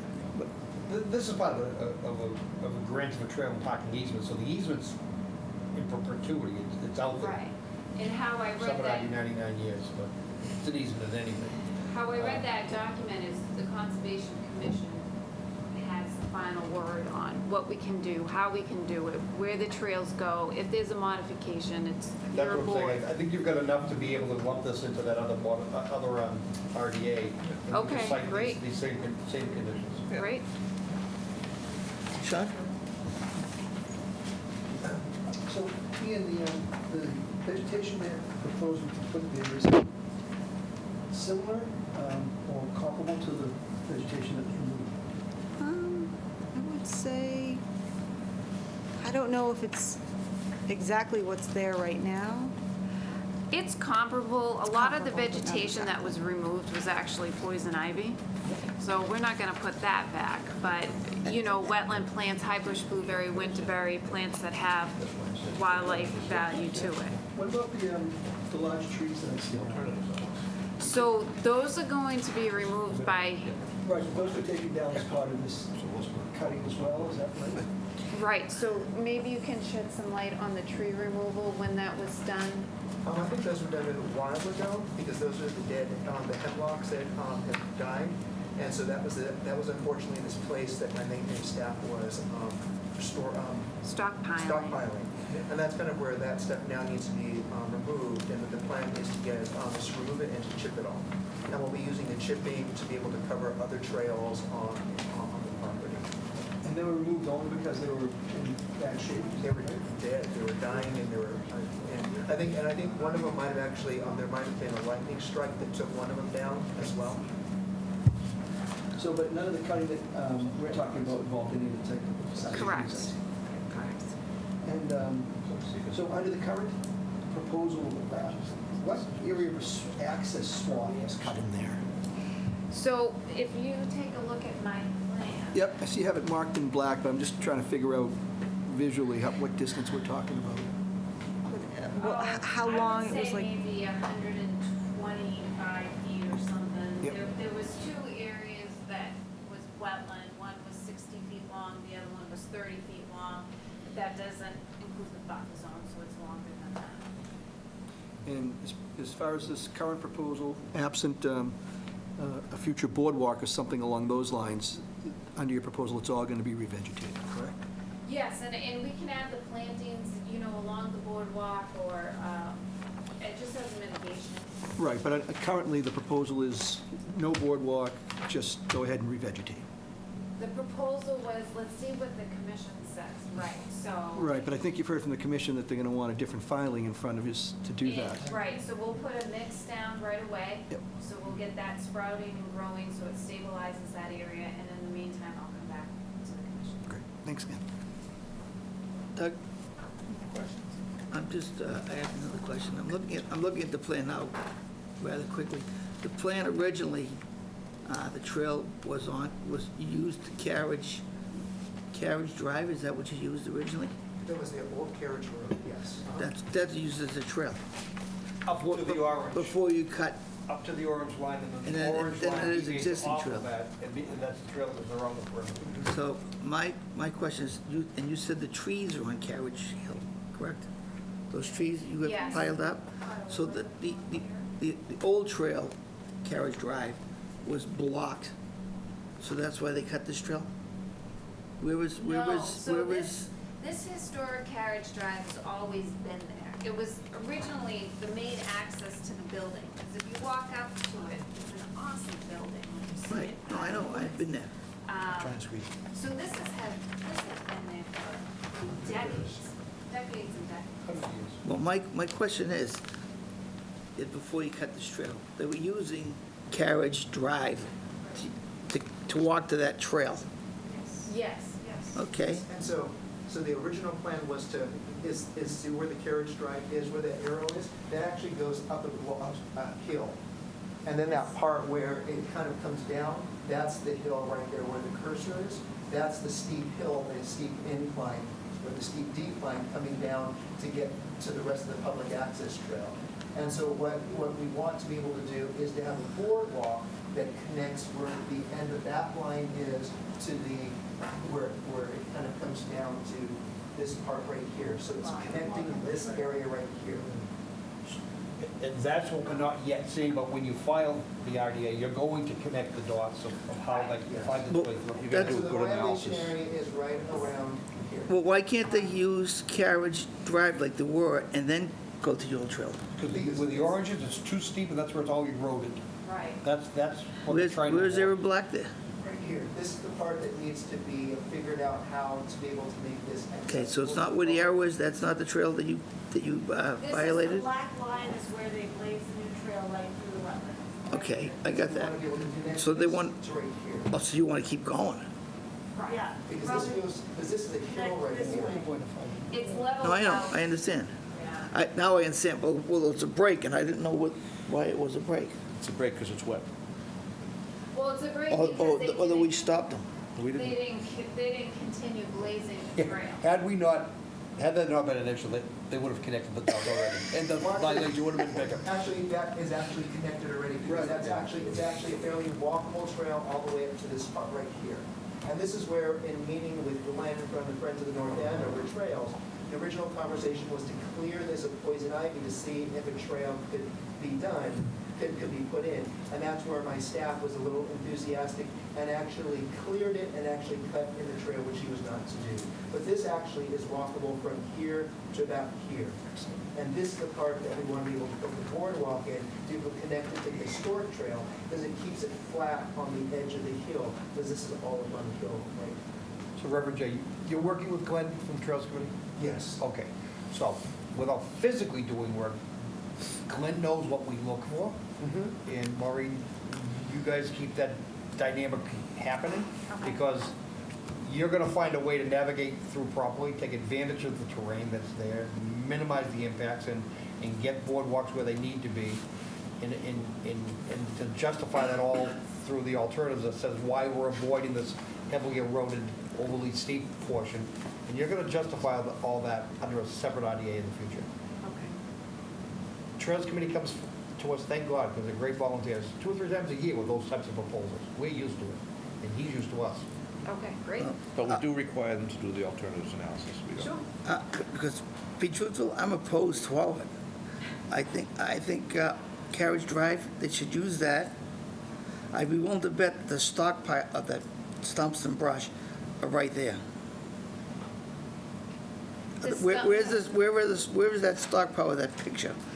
You said it was on Carriage Drive. Where is it? It's right along here. It goes along Exactly. Carriage Drive. Exactly. So what they did was they blocked Carriage Drive to cut the new trail. No, that was not the intent. This was not a malicious act. It really wasn't. It was or wasn't. Misguided ambition. It Okay. really wasn't a malicious There's- act. They but there is- stockpiled the debris so that they had a place to put it. They could get easy access to like chip it and get rid of it. It was on pavement. That was the thought of stockpiling the debris there. And I told them when I was out there, you can't stockpile this here. What is the, is that hilly all the way? So that when you connect the new trail Yes. to the The existing last trail? meeting, we had some fabulous photographs of just how bad that was. It was. Yeah, coming down that area, you could see why you do not want to use that as the trail anymore. No, is it downhill all the way? So from Downhill both ways. where you have this 90-degree angle here, Yes. that's where it's steep. Where it bottoms out, parallel to Lake Chickawick Bank, that's where it's flat. So if they accessed it from Carriage Drive, Yes. eliminate that trail, regrass it, restore it to what it used to be. They can't access a new No, opening from because- Carriage Drive? Because the public access ends right here. So this is the public access along the historic drive, and then it ends right here. That's highlighted in yellow.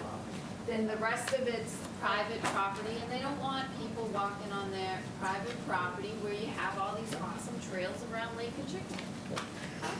And the easement defines that, Right. just as you stated. Right.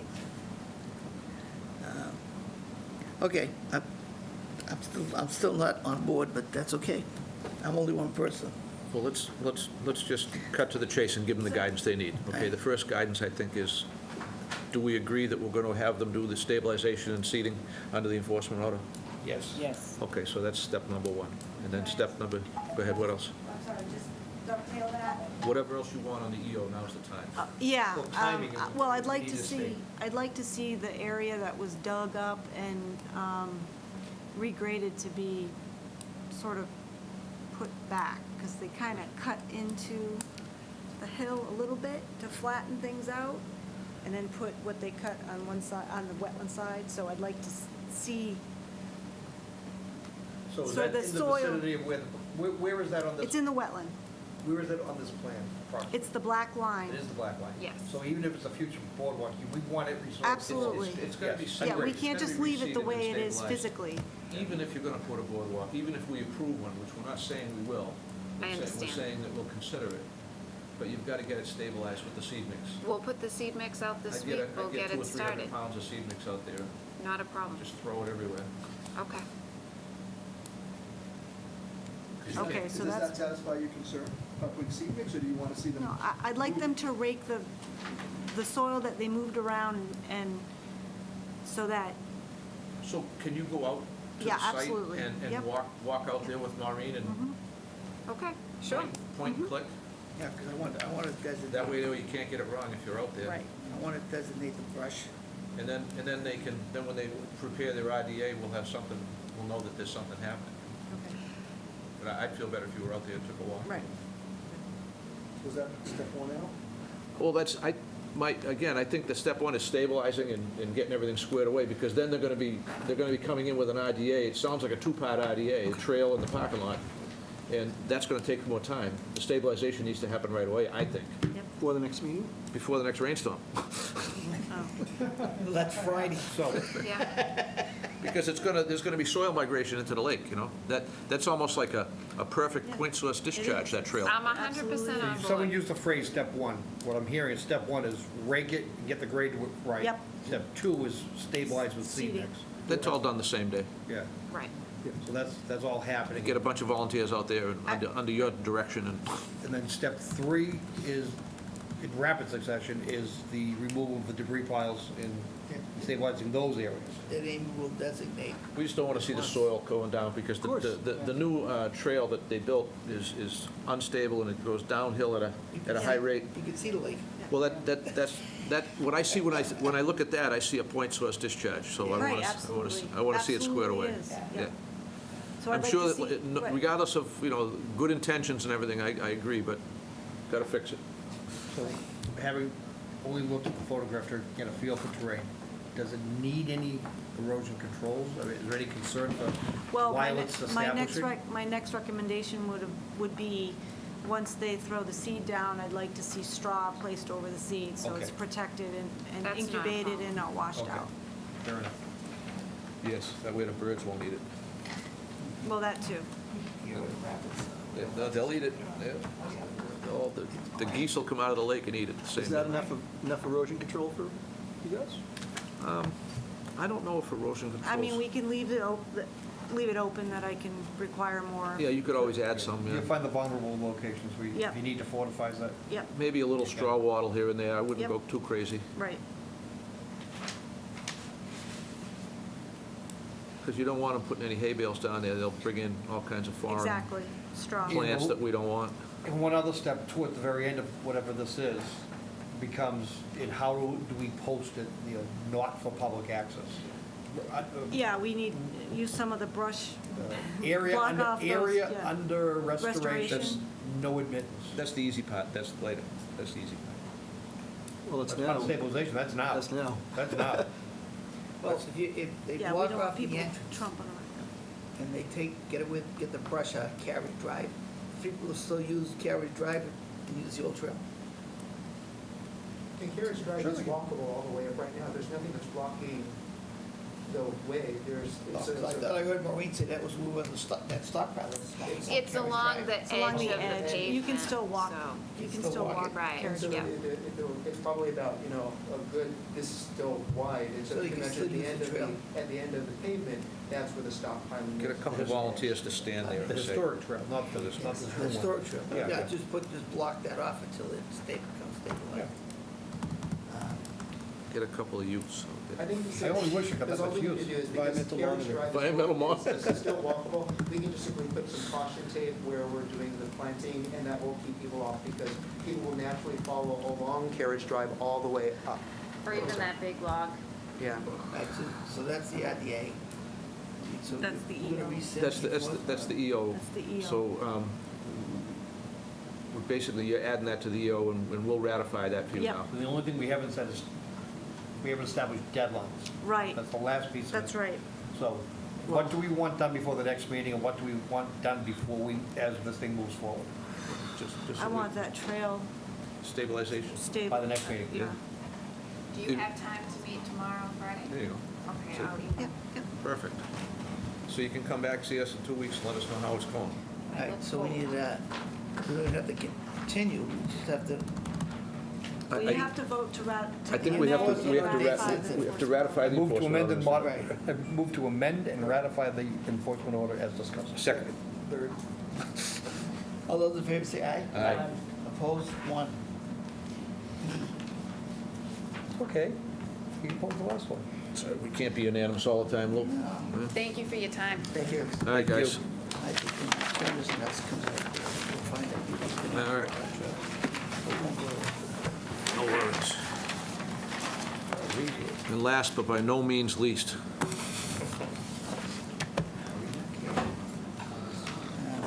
Mr. Chairman, I think you want me to, Yes. all right, so you record will reflect that I'm gonna chair the meeting for purposes of You want the 12:10 hammer? Osgood. There you go. If you want to put the hammer symbolically right there, There I'm you certain I don't need a hammer, but, so, Michael is with us at the table, Michael from GEI, and I see everybody's here, all the fellas are here. Counselor, how are you tonight? Good, thank you. So, Counselor, if you don't mind, what I'd like to do tonight is I'd like to have Mike from GEI give an overview of his findings and recommendations, and then we can go from there. We are in possession of all the documents, the letter July 3rd from Sanborn Head, and do you guys have the July 10th GEI letter? We do, actually. You probably just got it, right? Yeah. We did just get it, but the entire team has. So let Mike go through it. Sure. And then you can inquire. Okay. Is that all right? Yeah, and just, if I may, Mr. Chairman, Yeah, yeah. I just want to introduce who's here tonight, just for the record. Yes, sir. Absolutely. And so I'm Bill Such from Goulston and Stores here tonight. At the table in front of you, we have Paul McManus, Vern Kokosa, and Paul Lockwood.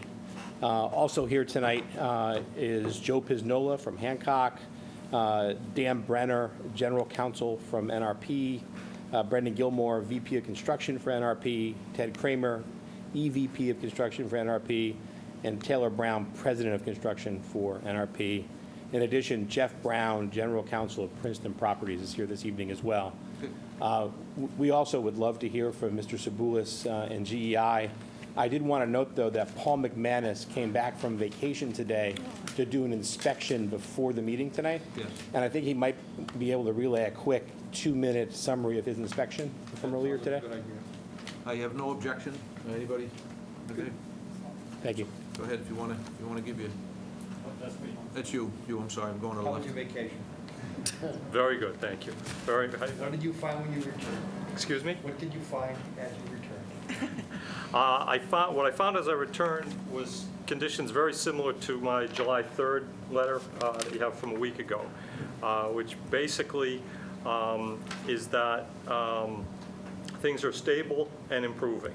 No new areas of calcite, no new areas of any vegetation stress, and also the calcite deposits continue to abate. If you look at the back of my July 3rd letter, I have a chronology of photos at the same location, which is where the flows from the site meet flows that come from under the parking lot at 25 Commerce, which is the coffee factory. And it's those photos are pretty representative of the entire area where there was calcite visible, and basically it's really abating by natural processes. I had proposed early on to physically get in and remove where there existed what I described as a calcite crust.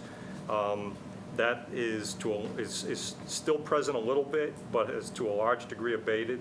So I no longer recommend doing that because I think Mother Nature is taking care of it and will continue to take care of it. We'll continue to monitor it, of course, and report to the commission, but at this point, my recommendation is to not do that. I also recommended earlier to do some restoration plantings. I still think those are appropriate, but consistent, I think, with the discussion that we just heard, I would propose that those get held off until September, when things aren't so dry and stressful for new plantings. There is some vegetation that's come up naturally within those areas, but I still think it's reasonable to do the restoration planting that I proposed. So that's it in a nutshell. Question? Can I just ask you one question? Sure. The areas that you just talked about that you feel are taking care of themselves, do we have any analytical data that measures the pH in those areas? Not recent. Not recent, So we don't really know if the pH levels have gone higher or lower in the areas that under observation. Yeah, not from direct measurement of pH, just basically based on other visual evidence. He's making, I understand. Okay, Yep. thank you. That's my only question. But if I may, Mr. Manzi, that is part of the proposal that's now before you, is to actually collect that data. That's That's what I recall. And we appreciate that. That's what we're looking for. Yeah. Okay. Any objection if I go right to Michael? No objection. Michael? Thank you, Mr. Manzi. Just kind of circling back to our last meeting, just kind of give a brief overview where we left off so we can kind of all be on the same page as we continue. As of the June 12th, 2019 meeting, GI's report came in for review. It agreed that the current system is operating successfully and taking care of the problem as it sits now.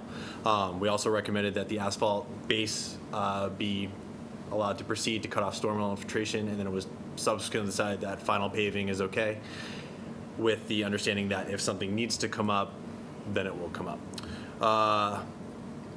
We also agreed that GI would meet with the NRP team to discuss the monitoring plans and such things to come up, to get the progress moving forward so we could get to this meeting tonight where we could run through the monitoring plan. That meeting happened on June 28th. Two things were discussed. One, the overall monitoring plan, which you see before you tonight, that Mr. Carcosa put together. Description of an intercept trench, an additional trench system that Mr. Lockwood put together. And then one other piece that we discussed that was in our June 11th piece was we requested a hydrogeologic survey of the property, additional monitoring wells. After a discussion with the NRP team, their intent is to use the existing well point system to evaluate conditions at the site. It is an endpoint system, looking at flow, looking at TSS, pH, all those sort of things. So GI agrees with the interpretation that we don't need additional hydrogeologic information upgrading of the well point system, since it is indeed an endpoint system. So I just wanted to pass that along to you because it was a component of where something we requested. So just want to retrace it. Sure. And understand why it is. I think we were concerned with those areas upgraded that have not yet come online, and that the movement of that water through that area that hasn't seen the material yet finds its way down, into this area. Using the existing point well system really just measures at the very end. It doesn't really show us how, if it's migrating from where it already has been, would we been concerned, or is it actually coming from upgrading? We will never know that. We won't, and that is correct. But with the way that system, as explained to me, will operate is we will be able to capture that over time, especially now that the groundwater infiltration is cut off. As things are coming through the rain store systems, we'll be capturing that information, albeit not immediately, but a delayed process. And their monitoring plan kind of captures that instance where you're going to be getting that. So we're going to be saying high pH, high TSS until roughly the entire site drops off. And I will pass back to Vern. Yeah. If you want to make sure you agree, I don't want to be stepping on anything. No, that's absolutely right. I mean, what we had proposed in the monitoring plan was to monitor pH and flow rate and continue to measure turbidity on the treated water, but measure the pH on the flow that's being collected, at the downgrading and prop line, and immediately upgrading of the wetland areas, and just the readings are being taken hourly, and we can get daily averages, and we can get trends over time. Now, just to look at how the surface water quality is improving over time, be it from the effects of paving the site, and also see if the operation of the infiltration systems, the rain stores we call them, if that has any impact on surface water quality. So what's really most important is what's the surface water quality, leaving the site and entering the wetland, and how does that, because that's what we're trying to protect, and so we wanted to focus our efforts there. I think we agree with you on that. I think in the interim basis, or as we're going on, I agree with it completely, but at some point, I'm anticipating the question being asked, so we think it's stabilized, we want to stop. So, I'm not sure if we've actually established the method to be certain that these migrations from other parts of gradient have been satisfied or solved and resolved. Well, in the monitoring plan, we have proposed basically monitoring over a period of time where we would, if we're going to watch pH, like I said, hourly and daily and looking at daily averages, but then once the pH of the untreated water that's being collected is below a pH of like 8.3 for a month, then we felt like, okay, that at that point we can turn off the collection system and then collect surface water samples in the wetland with the system off so that you have a natural flow regime going on, and collect surface water samples and check pH in the wetland. And if that's good for 2 months, then we felt like, okay, we're at a point where the wetlands are protective and being protected, without the treatment system in place. Until that ultimate decision is made, leaving the treatment system in place, but it's simply not operating. That's correct. That's correct. It would not be. It would be left in place, and if we got high pH readings, in the surface water in the wetlands at the time, boom, we turn the system right back on again. I was just going to say, this is not the system may have a switch, but the project doesn't have a switch. It's phased. So some period of time, whether a month or 2 months adequate, I guess I don't know. It depends on what those future phases bring as they come online. And if the intention is outside of our jurisdiction, beyond that 100 feet, if they continue to use the concrete recycled fill material and introduce it, and then we have groundwater up there, and then that now introduces a plume in the future that we didn't anticipate, we'll never know that until perhaps it's impacting the wetland again. That's my concern. Well, we will know, because they're monitoring and testing the pH. Surface water. At some point, when they're satisfied, we're only going to surface water and not using the system because the system's off. And I don't disagree, but I'm going to suggest we're a long way away. The ideal pH is 8.3. We have samples recently that were taken at one of the test sites, SW4, with pH of 11.5. 12.5 is hazmat. So, we got some way to travel here. And that pH is a direct result of RCA. The nexus is clear. So that's the goal. And I understand it's not lost on me what you're saying, and I appreciate that. But I understand the goal, and I just remain cautiously optimistic that it can all be intercepted, because it appears as long as there's RCA and water moving through it, the pH levels are going to be high. Well, and I guess I will say that, I think one of the things that we provided just before the holiday was the data collected from Paul's treatment system. And it's a lot. It's 7 pages of numbers. But if you look at the data, there are encouraging trends, on the pH of the untreated water coming into the treatment system. Okay, before it's treated, it started off around 11.5, and we have about 6 weeks worth of data. And after about 6 weeks, it's for the past week that we had data, which is the last week of June. It was running around 10.2 to 9.8, so and each number on the pH scale is an order of magnitude. So yeah, we have come a long way, and we have a ways to go. I grant you that, and the plan is to keep running the system, and basically following the plan. Mr. Chairman, members of the commission, in that regard, one of the things that we proposed pursuant to a suggestion from GEI is sort of an enhanced collection system to make sure that groundwater is being addressed properly.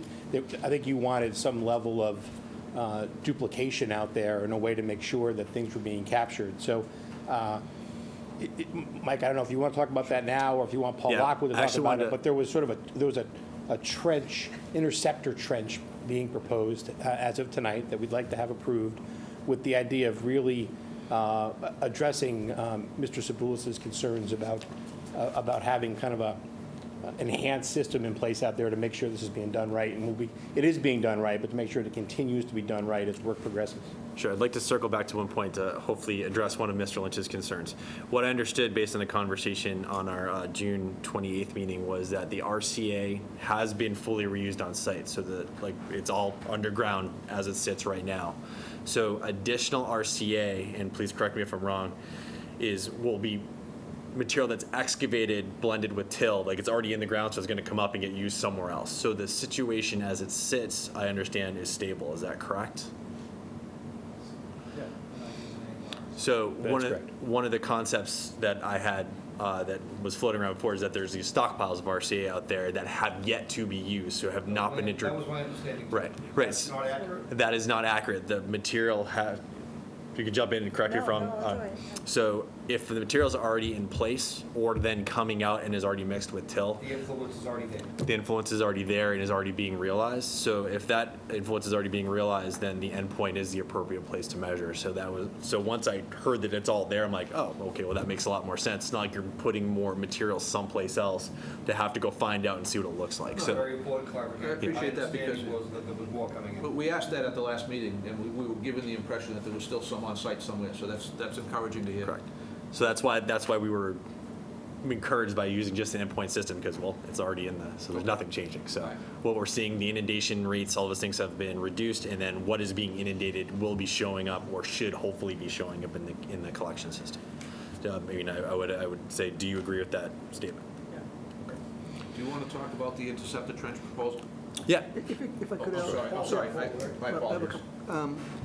What influence, if any, do you think precipitation is having on the situation out there currently and some of the data we're getting concerning the effects that the remediation measures are having on them?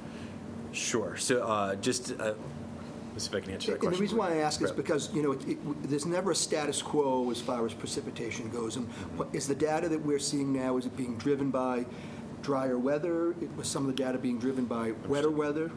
I think the initial precipitation and resulting leachate was being driven actually by stormwater, all the rain events we had in the spring, the wide open site, things filtering down through, rough, sandy, gravelly material, and then hitting a till layer, and then migrating right on that till layer, and then daylighting essentially at the edge of these seep areas. So the abatement of the rains finally, which I'm sure everyone's happy for, and then the paving of the site helped to cut off that infiltration. So that, coupled with LRT's technology they have out there, the groundwater cutoff system, the well point system, I think those two things working together have reduced and eliminated that migration to the wetland. Right, but when we start looking at data from last week to this week, Sure. is that being driven to a certain degree by less precipitation? I think it's going to be a combination of the less precipitation, so there's less inundation of the material, / what is there is also slowly flushing out. Right. It's going to be a dissolved concentration issue, so there's some level of fine in the RCA that's driving the precipitate coming into water and then precipitating once it's oxidized along with the water that's pH, because this stuff naturally has a high pH. So I think there's some natural attenuation occurring along with the cutoff from the paving and the reduction in rain. Yeah. Does that help? It does. And the reason why I was asking, because it goes back to, I know we're getting ahead of ourselves, but how long do you continue monitoring and trying to take these samples? And certainly you don't want to, in a dry time or even close to a dry time, go ahead and Conclude that it's fine. Right, it's fine, and then Just find doesn't out, have any value. next spring when we get the April showers and all that, find that we're having the same situation. Yeah, I'm anticipating that horizon that's looming out there, that at some point someone's gonna ask, and we need to be prepared that it may be that, it's not that we're being unreasonable, it's that we just don't have the data to substantiate the request. Is this a valid concern? This is, and one of the things one of the details, and we're kind of jumping ahead, that we're going to be asking for is definitions. So built into the plan that we asked for, and that was what was built in was testing periods. Not just like we got this point, we're shutting it off, we're done. There will be trial points to see if it's shutting down for a given point in time during both dry weather and wet weather events. As noted in the plan, one of the things we'll be asking for, Vern and I have discussed this, is what is your definition of dry? What is your definition of wet? What's your storm event you're going to test, so we can understand that. I think those things are important components of the plan, but I think the plan as a whole generally is going in the direction that it should. Thank you. No problem. Are you hoping to be able to correlate those periodic shutdowns against rain to really establish, a measurement of the accuracy of the pH in order to make that sound decision? Is that part of the reason they're shutting it down? Yeah, part of the reason for the temporary shutdowns is to understand what's going to happen when the system no longer is operating, because the intention, as I understand it, is not for the system to run forever. At some point, there should be a natural attenuation point where this stuff isn't generating leachate that will result in calcite and high pH water. At some point, it's going to rinse out. That would be the hope. So these test points along this path are to understand, are you getting there? Can we shut it down, and what does it look like? It's not working, we got to turn it back on, we got to keep going. So the well point system, in concert with the intercept trench system, is designed to, one, have that first line of defense, and two, the intercept trench as an additional line of defense. Because as has been noted in the sumps, we're still seeing stuff coming out, and they are collecting it. Does that sufficiently answer questions? No, I think that, and that goes We along jumped with- in and interrupted you. You were starting to say trench. You were talking The about... interceptor trench. There was going to be discussion about the interceptor trench, which is the new proposal for tonight. Yep. Let me just circle. That's a system that you developed? That is. Mike, do you want to react to it? You're just rather have Paul present it and then we can react to what he says. You know, I want to throw it at Paul, let him just take it. But I will say that You guys already had this discussion? I've Are you on the same page? Yep. We discussed this at the June 28th meeting at Energy's office. You guys are on the same page? Right. I believe we are. Well, let's let Mike tell for efficiency. Yeah, we are on the same page. Additional items we were hoping to consider as part of the plan.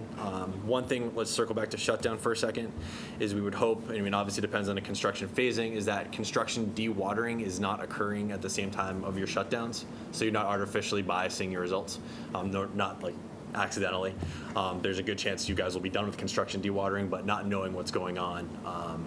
It's kind of like just to help make sure we're getting a true test. Yeah, I think we can say that, well, I think that the testing might need to go on while, while construction is still in progress. Sure. Because what we can do is the water would, well, the water will still be collected that's on surface water that's needed for construction purposes, but we still might be able to do the shutdown, the temporary shutdown tests during construction. But I think one of your concerns also was you were concerned about permanent shutdown, of the collection system while construction is still going on, and I don't foresee that. I think that the system is at least going to be operating through construction and and the site work being buttoned up. So if that answers your question. It does. Thank you. Yeah. Thank you for the clarification. On to the interceptor trench. I have a couple other points that I can push to the background so we can cover this. I think the system would work, would act as a good redundancy and provide a good backup in case the well point system goes down, or just to have as a long-term system. It will also cover a longer stretch of the wall, more than just the sumps. It actually connects the sumps together with the sump points draining. So you're getting, if another seep pops up in an area that wasn't formally recognized for whatever reason, this intercenter trench will already be there to capture that water. Two things on that we can bring up for Is it surface interceptor trench or just down, some cutoff? It's actually both. It's both. So there you go. It's basically almost like a French drain with a pipe in it where the stone runs up to the surface. So it is capable of capturing overland flow that will go down into the stone and also intercepting groundwater. That is on the upgrading side of the gate wall? Or the Downgrading side. Downgrading side. So there's a component there that comes back to you folks to think about before we get there. One thing I'd like to consider as part of that is, and it's mentioned in the letter, is what are the safety measures for future residents, trespassers, everything, to make sure that, let's face it, 10-year-old kids like to open things and want to make sure they're not going to open a drain and stick their hand in, and it happens to be calcite-laden water that still has a high pH. We don't want that to happen. Yeah, So and I think we can address that, Mike. Yeah. I think we can, part of, Paul's proposal is to relocate the treatment systems, into the 2 garage areas you see in the red squares there. And that will actually make it easier to make it more secure and put fencing around it. And so part of what will be in our updated or resubmitted plan here will be a discussion of that. Basically, as far as risk to people on the site, I think we can control that with fencing and access.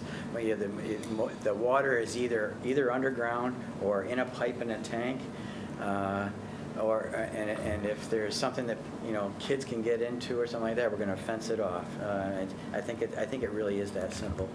So, I mean, a lot of these things I'm laying out are some administrative things that we can hash out, don't need to be hashed out here. They're the component, can you go back to that cross-section? Yeah. Thank you. Is really, for your concern, is distances off the down gradient side, and this trench being installed, obviously in the resource area. There will obviously be some equipment and some hand digging needed, as well as some minor tree cutting, I understand. So there's things that are outside of my realm of expertise that I look to Amy and the commission to address, just to give them the location of the trench. So I mean, from my perspective, those are the. So I was out on site today, so just to get a look at the location of what things look like where the interceptor trench is going. It's a tight squeeze in a lot of spots, and the project manager on site said this is going to be mostly handwork. Getting a piece of equipment down there. Is this along the trail that we walk at the base of the walls? Yeah, you got Okay. the wall right here. Yeah, and so that's where it's got to go. Exactly. It has to go there. Okay, Right, get that. right. But I guess the concern from a wetlands protection perspective is, calcite aside, is not only in the no disturbance, but it's actually, in some areas, it's in resource areas. But there's no alternative. It's never going to get into a resource area. It's in buffer. Only in buffer. It's not, none of it's in the 25-foot. Okay. Most of it's, between 50 and 100, with parts of it just inside the 50. Okay. So it's within the erosion control, but not up to the resource area anywhere near it. Okay. So the trench and the digging may have to go beyond existing erosion control limits. Some of it's controlled by the fence at the property line between the applicant's property and, I think that's the airport? No, Or- It's the 25 Commerce. Right? Yeah. So that, and the trees that they are calling out for removal are, in my opinion, some of them are already almost touching one of the new buildings, so the lean is pretty heavy. I think the root structures are probably already impacted to some degree from the wall. I think replanting, if we take these trees down, the stumps will have to be removed, as the project manager reported to me. But I think replanting is, a very viable option, and I don't think we're going to lose much in terms of resource area. Balancing out have a cutoff system in place to protect it further down in the long run, just makes sense. Right. So the other, can I just Yeah, one other absolutely. thing? So I know we have to get a fully designed plan, a full design plan. But the trench will continue to the south and wrap around here, because there's going to be more than one pipe in this trench, as the project manager explained to me. We need the return pipe, and we need some electrical, so we have at least 3 or 4. Not for the entire trench. Okay. It depends on that. For every part of the trench, you're going to have that. Yes. But there are parts where, there's 2 low spots where we have a pump installed right now. Okay, yeah. That hose and that wire is now above ground. Right. That will be in ground, so inside the same trench, we're not proposing any additional disturbance. No, I know, But right, there would be additional pipes, there'd be electric line for the pumps, and there would be a control wire that's in there too. Okay. And at parts, there would be a discharge line in there as well. We're not proposing to make the trench any bigger than what's Right, shown. right, but just, and it's fine, I needed to understand it sort of on a visual level. So we'll have a trench that still comes out this way, but it won't have the interceptor in it, but it'll have the return and the electrical? Yes. Is that correct? Yes. So the interceptor is really where the red line is. Yeah. Paul, it's gonna have it's still gonna have a collection to collect the groundwater, Yep. running to a low point, Right. and So- then the pump line coming back up. Right. So the It's arrows, still gonna have the bigger pipe.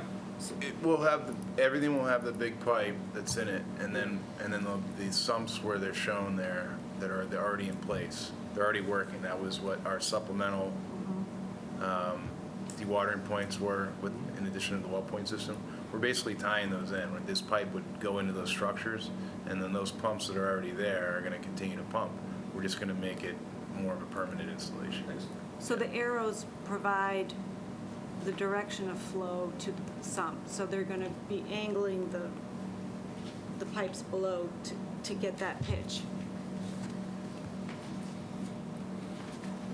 And as far as paving, project manager confirmed that the driveway from entrance to entrance has been paved, and a couple of areas between and on each end of building B and C have been paved. Yep, that's right. So I guess, I don't know, Mike, I think in summary, Mike, what we'd like to do tonight is move forward with the installation of the interceptor trench. As far as the monitoring plan goes, we have had an opportunity to review it and discuss it as a team, and we feel like we can address Mike's comments in a resubmitted plan that we can submit to you folks for approval. I think it's something that it can probably be reviewed by Mike and maybe Amy, and then basically have it administratively approved, possibly. Well, let me just, this is where I have to ask questions of my commissioners. Does this constitute a minor modification, a major modification, or an amendment? What would we call this? We're administrators as well as fact finders. It has to be, on a project this size, we can't just say, yeah, go ahead. So we have not modified the order conditions at all. We're still operating under the enforcement order that's been enforced, has been modified.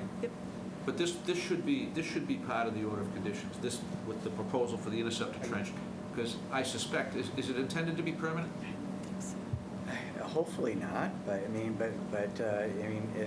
it's probably not a permanent situation. I think that there's a better chance that it's temporary, I think, than permanent. Usually, you wouldn't, but if it wasn't necessary, you wouldn't rip it out, you just leave it there, abandon it. Well, that's true. That's true. It would probably be abandoned in place. But you would remove the pumps and everything. I got you.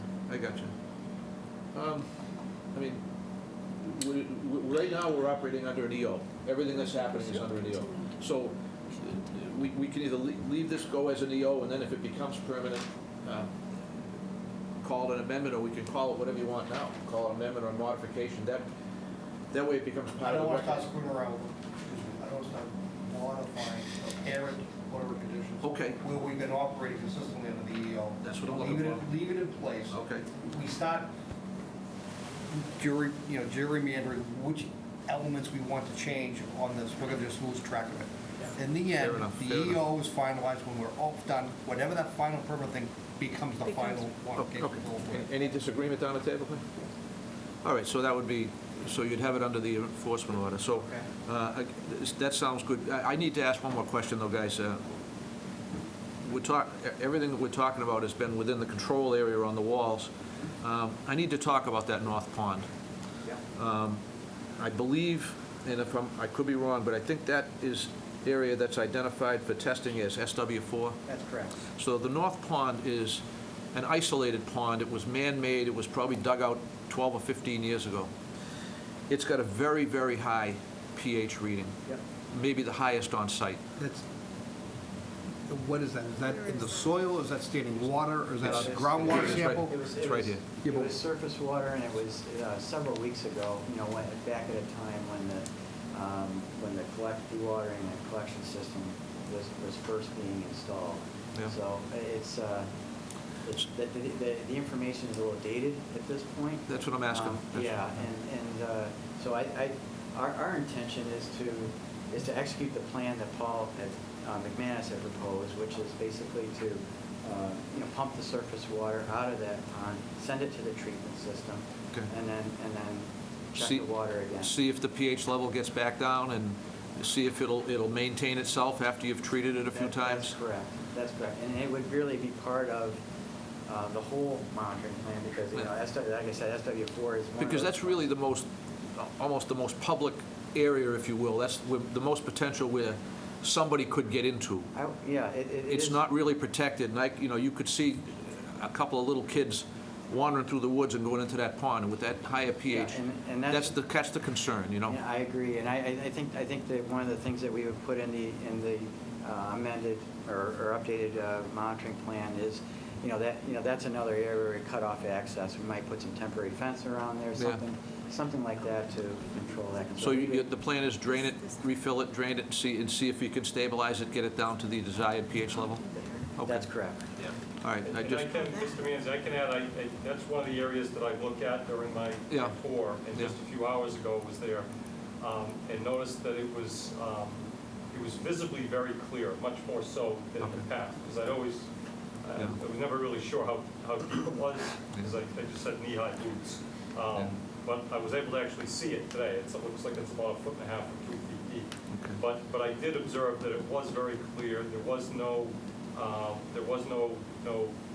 kind of skim of calcite that we early on, right where the water was coming out, we'd seen. So I unfortunately I don't have a pH number to report to you. Yeah, but you're going to continue to test it. It did look promising. Okay, good. So that's good. I just wanted to make sure we were all on the same page with all these spots. But I had actually put on my letterhead to do what you just described. Okay, all right. And I think Mike referred to it in his letter as well. That's correct, Mr. Manzi. I did move it into ours to include as part of their monitoring. I probably read it, and then when you hear at a meeting and you're looking for it in the letter, you can't find it.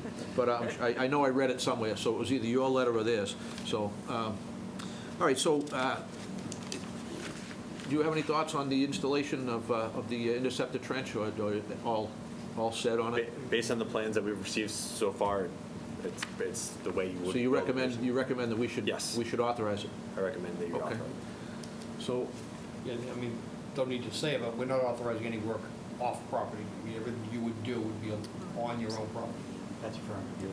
and Amy says it's not actually in wetland, so it sounds like a no-brainer. I mean, I'm not trying to simplify it, but it doesn't. No, but, I mean, I had to see it myself to feel comfortable. So you're good? Any questions from the commission on that? We can entertain a motion on that. The motion would be to authorize it and add it to the work on the enforcement order. So moved. Second. Motion and second, any discussion? Yes. Discussion, yes, ma'am. Just obviously repositioning erosion controls per coordination with me on site. You want to do a pre-construction walkthrough with the construction manager and I'd like before? to, yeah. I think we'd extend the authority to the administrator too, that the great care of the depth of that trench, the proximity to the wall may dictate some additional trees be removed. That's allowed as well. Yeah, we're not. Right. The interceptor trench is more important. Yeah, I mean, it's the trench as described to me today has to be at least a few feet, 4 to 5 feet wide. I don't know it needs to be that wide, but it needs to be far enough off the wall. That's the key. Yep. Because we don't want to undermine the wall. Right. So that's the key part. Yeah. I think the thinnest that we noticed on, at least that's scaled off on that plan, was about 7 feet to the property line. So we kind of use that as a general guide. In some areas, it's much wider than Yeah, that. you have more breathing room Yes. over here. I think we would all agree that you could have discretionary authority out there on that one. Would we have authority to move hay bales and the like under the supervision of the environmental monitor? I mean, I think you In what- established the- Relative to what type of activity? I'm just trying to address, like, someone's out there, we're doing work, you're not available, we want to Uh-oh. proceed, but if the environmental Yeah. monitor is Yeah, there, would yeah. that be appropriate authority? With record for, we've been utilizing them the whole time. Yeah. All right, so I don't want Right. Greg to have the authority of establishing where this is gonna go. I want you Right. to establish where this is gonna go. but if. You don't need to be there as they need to move hay bales. Once you agree to the line and that's shown on the field somehow by flagging or tapes or stakes or whatever, Greg can then make the discretion to move hay bales to accommodate that So line. Greg should be with me while we set it out in the very beginning. Yeah, but what they're saying is if Greg's on site Yeah, and they need to do something, right. and it's something minor like moving, I think we got to have enough confidence in the monitor to allow something like that. Absolutely. Yeah. I agree. So, all right, so we voted it. So it's, that vote will become part of, added to the enforcement order. Have its own section of the enforcement order, I guess. I don't think we actually took a vote yet. We didn't? No. No, we just seconded. We're still in discussion. I discussion. apologize. Okay, Mike, So, senior moment, guys, sorry. Any further discussion? Yes, ma'am. sorry. You're throwing me curveballs tonight, aren't you? I'm sorry. Still involved, remember that. So- Made yourself a note. Curveball, twice. So I just after having my site visit today with the project manager, I'm not expecting machinery down there. That would be discussed at the pre-construction meeting. Why wouldn't you? It's Because he flat, said- it's wide enough. The Not- expediency of getting it done with a small mini excavator. Well, for some reason, he said this is going to be manual work because it's so tight in some spots. If they want to do it manually, I wouldn't I say don't- I wouldn't say you shall not use machinery. Okay. I mean, hand digging may be preferable to the. I just don't want to, I want everyone to Well, know what to expect, well, that's all. here's what we would ask of you. What we would ask of you and/or the monitor would be, if it becomes necessary to put machinery down there and it's going to be a neutral impact, then certainly go ahead. But if it's going to be an adverse impact, we'd probably want to Okay. know about it and talk about it. Okay. We were not looking for more work, believe me. Right. We're looking for less work on this project. Service caused by any wide tracks mini machine is far less than not putting the intersection. No, I get it. Then that's I where, get it. we're agreeing, Joe. Okay. We're, so, any further discussion? I just dying to call the vote. One more point. I'm all set. I'm going to try it. All those Hey, in I like the favor? fact that she's active in doing this. Listen, That's good. there's a lot to like. Can we vote on this, Dan? Move the question. All those in favor say aye. Aye. Opposed, and it is unanimous. You have your interceptor trench. Terrific. I think we had one additional sort of administrative request that I Sure. think Vern mentioned earlier on. Yes. So we submitted a plan before the 4th of July holiday, the monitoring plan we discussed tonight. We received earlier tonight the response from GEI, and in a detailed meeting in our conference room at Panera Bread, we reviewed that in great detail. We are generally conceptually in agreement with Mike's points in that letter. Okay. We understand where he's coming from, part of our prior conversations. We were hoping to resubmit our plan in response to his comment letter tonight, and then hoping to have that approved sort of administratively if Mike and the agent agree that we've addressed the concerns outlined in his letter. Frankly, we're just trying to get approval to move forward. We think the great substance of it has already been agreed to, and there's just a little bit of verbiage and definitions that we can, I think, pretty quickly agree to. Let's find out. Okay, I completely agree. That's why we had Mike make the initial presentation. So if the request is, correct me if I'm wrong, the request is for us to vote to accept the plan under the provision that you review it and agree that it's what you've all agreed to, then it now becomes part of the record. If there's some further disagreement, you will report at the next meeting. And just so we're clear, you're talking about Now we got- GEI's letter dated July 10th. 3-page letter. We're talking about? Yes. That's Yes, the document yes, I we're am. talking about? Yes. Just want to make sure we're talking about this document. Okay, all right. just to, And that's what you're asking. we just really like to be clear, you know, we just. For us to adopt it, subject to review. Yes. If it differs, report at the next meeting. That's correct. So, There's no are there comment. any objections from the table at all with that proposal? I move that we do that. Oh, I have no, I just, We have more discussion, yes, ma'am. apologies. With the understanding that I'll be leaning on Mike heavily for, Yes. you know, his. Mike's blessing. staying for a while. Yeah. Yeah, Yeah, Happy to. yeah. so just don't expect me to, No, listen, I didn't pound Have the table the for three weeks to get a guy like him on to just say, okay, you're dismissed. Okay. Sorry, you know. Sorry, Mike. Oh, No. this is good Yeah. stuff. All right, so, we good? I mean, it sounds like yeah, just so, due to the lack of time as of this approach to the meeting, you guys haven't had a chance to relook at that final document. Exactly right. There's things we'll The just go back presumption and is forth. it's exactly as you discussed and Yep. and it's accepted. All right. I move that we adopt it, subject to review, in that it's an agreement with the prior meeting. Motion and a second. Any further discussion? There being none, all those in favor say aye. Aye. Opposed? And that is unanimous as okay, well. I have another question though. Yes, ma'am. Yes, ma'am. I don't want the council to I'm leave the sorry. podium until you're done with the questions. Okay, so, Mike and I discussed briefly about the need to have him retained until, I don't know when, but, I think his level of involvement will vary as Yep. this goes along. Okay. If the proposals work and Michael's recommendations are accepted, and the pH levels continue to drop, and this becomes the driving document, then okay, he can do less work. I think Amy makes a valid point, Yeah. and just make sure we're clear on it. So, Mike was to review yep, their proposals. So we for need a various scope of work? Methods and ways to measure. Yeah. And I think we're rapidly approaching the point where that's not needed on a very rigorous basis. At some point in time, they're employing the process monitored by our environmental monitor, and when it deviates from that, Mike gets involved again. well, I think we're not letting him off the hook just yet. We're not there. I'm not saying off the We're not- hook, I'm we're just not there saying yet. that, you know, just But, a but- full-time staff member. Listen, well, it's the applicants that are paying, so I don't want to be taking advantage of them either. I understand the question, and I agree. I'd say we're going to have to just, let's see how this project goes. Let's see how the trench goes and everything gets done, and let's see what happens here. Let's see some more pH readings, see if they're actually trending downward as we hope. Let's just give it a run for a little bit, okay? okay. All right? I just Any- wanted any- to bring that on the table, that's all.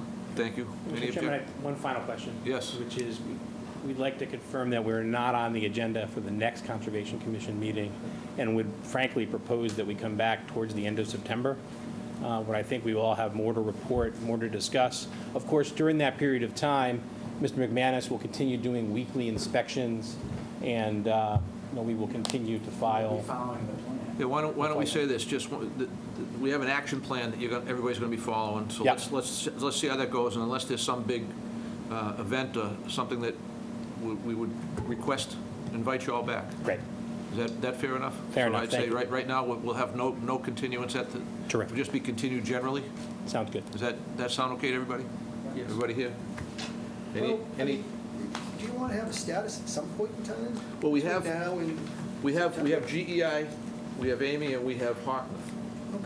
So the three of them can collaborate and give us status reports. And then if they see a deviation that should involve us, then we can throw another party, invite everybody back. That's the thing, not everybody has to come to the party. Something, if it's just a brief status, it could be one The representative. monitoring giving us plan, the one question. dewatering and treatment plan that we just voted conditional upon the review that it's as agreed, Yeah. that establishes all of those protocols and certain reporting requirements and certain triggers when things are exceeded, that they reported, and it's an opportunity to come back, or a need to come back to a meeting.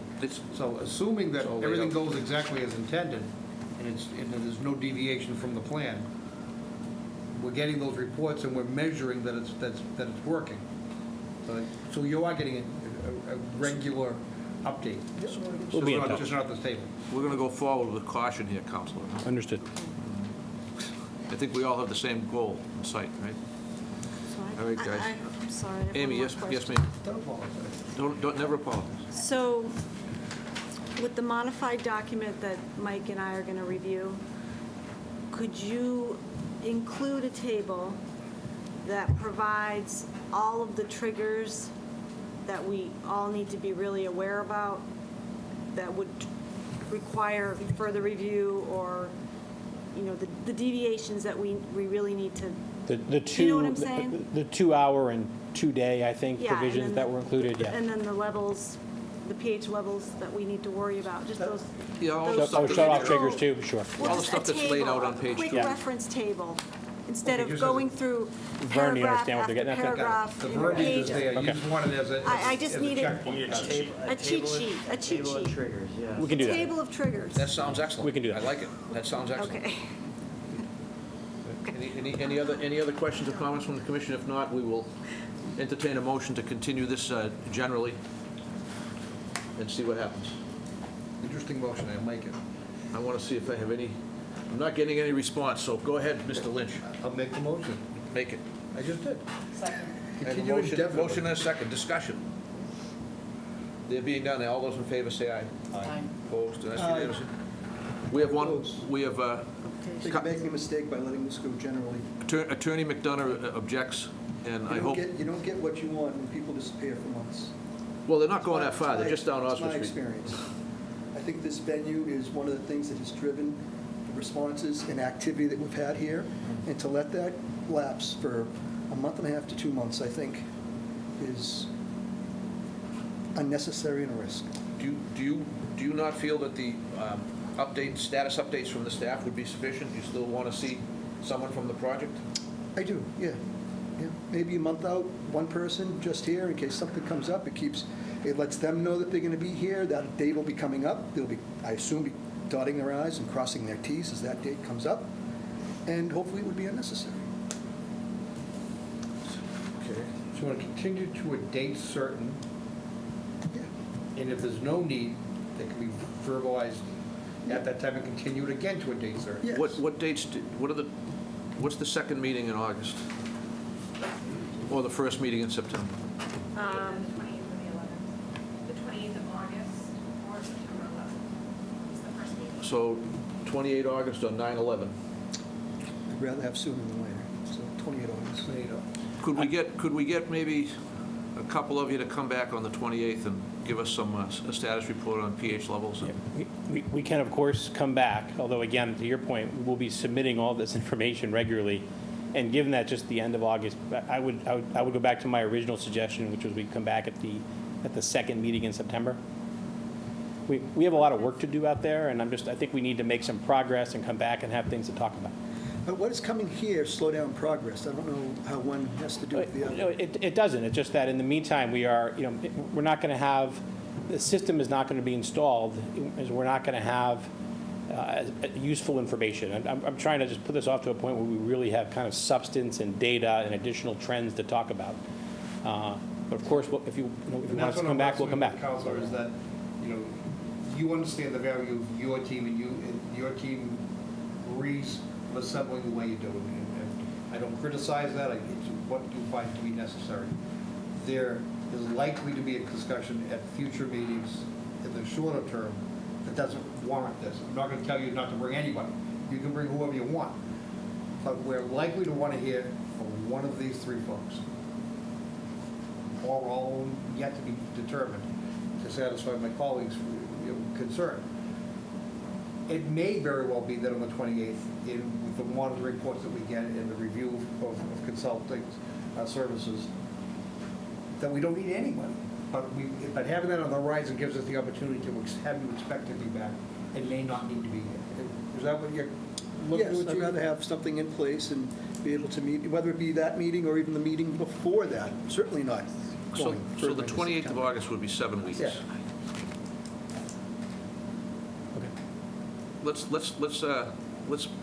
Let's try it.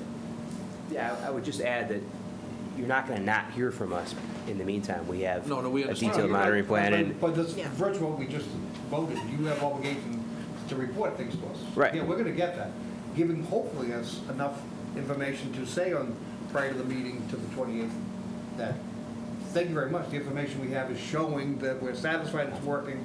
See you in September. We will vote at the meeting to continue it another 4 weeks.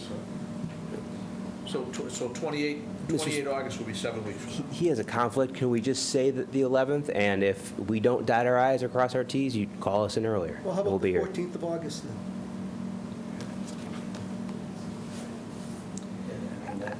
Our concern is that we just won't have meaningful information to provide to you that soon.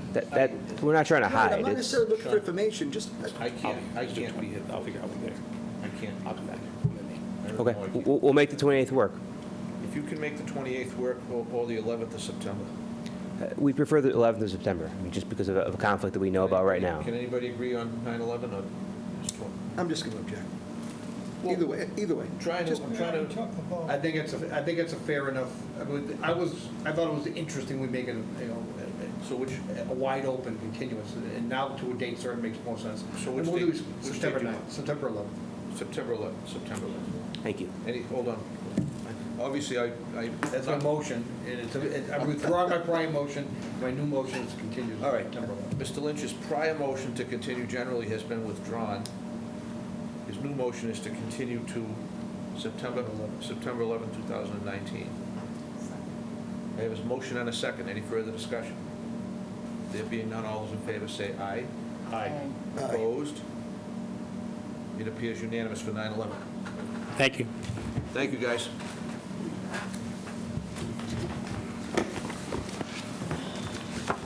I'm going to hand the gavel back to the chairman. You're up, kid. It's your ball game. Talking to me? No, Are you talking to- Are you talking to Lou? Your girl. Okay. He's kid. Thank you, Mike. He meant, Oh, okay, all right. he meant it in the most respectful way possible. I always do. I I get senses from him. I always do. really did. I'm never trying to be wise. No, you didn't. Sure he did. He's like the fatherly guy. Your eyebrows were raised. That's, I look at you. that's not, I'm not trying to insult anybody. I've been on my best behavior all night. Oh, wow. That's what she's concerned I've about. been on my best behavior. I don't think I could possibly behave any better. All right, Mr. Chairman? We got MATC annual dues. Annual Yes, dues. so, membership for the commission is $762, and additional membership for staff is $60. So that would be $822. So moved. Second. All those in favor say aye. Aye. Opposed? That's unanimous. Now it's decision time. Okay, First one is 242-1755 Ray Street. okay. So I highlighted sections that I've made some tweaks to. I've highlighted the bond amount for your consideration.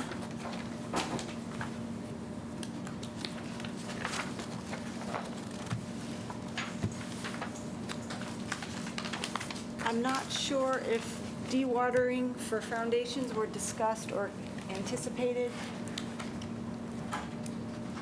but I think we should probably just keep a provision in there that we need dewatering. Provision there. I don't think they're gonna need to do water. All right, but Yeah, I would keep it there. We kind of figured at some point a while back, we try to standardize everything, so even if it's not relevant, we kind of just keep it there. okay.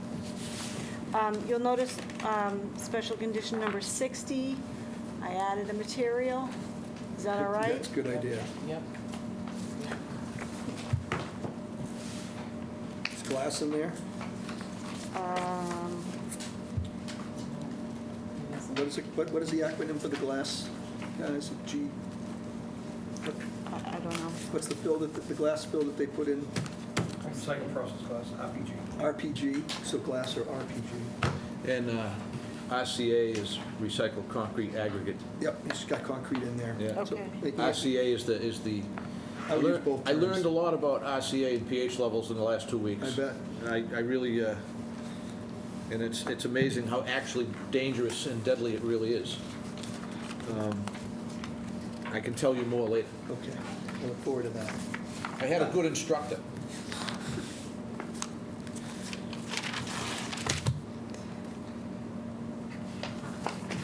So I do refer to the previous order for the roadway and utilities and stormwater structures.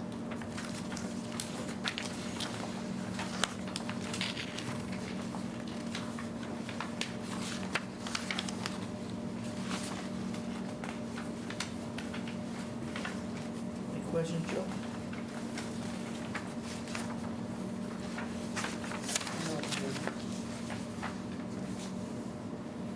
I think all the questions were raised when the applicant was here, and we eventually got plans that Yep. that reflected all those questions. Yeah. Answered all those questions. We're all set. I'm all set. Yeah? No question, sir. Yep. No questions, Sean? No question? No questions. Motion? Move that we accept as drafted. With the exception, we left that, we With- struck the right. one, yeah. With the amendments concerning non-clean the fill. fill. Yeah. Second. Sean, were you here for the hearings? Last week I wasn't. Okay. So you, yeah, and I didn't get you the tape, or I didn't get you to catch up, so I don't know if technically you can vote on it. I think we're good. I feel comfortable. Okay. He's been here a couple of times now. He's refreshed. You got a Okay. motion? Okay, that's fine. I seconded it. In a second. All Okay. those in favor say aye. Aye. Opposed? That's unanimous. The next one is, they're both the same. Yeah, It's I, 1757 and 1758. Yeah, force mains on Turnpike Street. These are sewer tie-ins, right? Yeah. They're Right. They're hooking up to 114.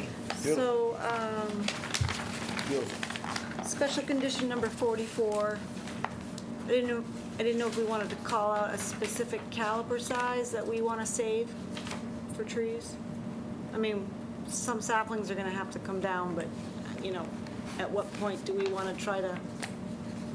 No, we knew that. I think we talked with you and Mark, not Mark, Greg.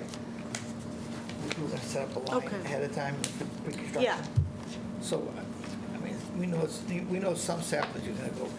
I think even he was admitting that the big trees he was gonna try and save I think he was admitting at least one of the big trees had to go. which was closest Mm-hmm. to 114 on the southerly side. Right. It was one big tree that they had to go. Yeah, He tried to wiggle the line as straight as it could. You have to be pretty darn straight. yeah, But there was one he couldn't save. save. Like Okay. I said, pre-construction, it'd be your just Okay. judgment to Yep. what has to go and All what right, can so stay. all right. A bond amount of 2,000.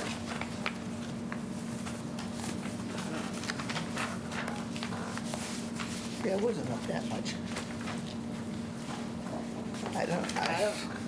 I'm surprised you didn't say anything on the first one, but that's okay.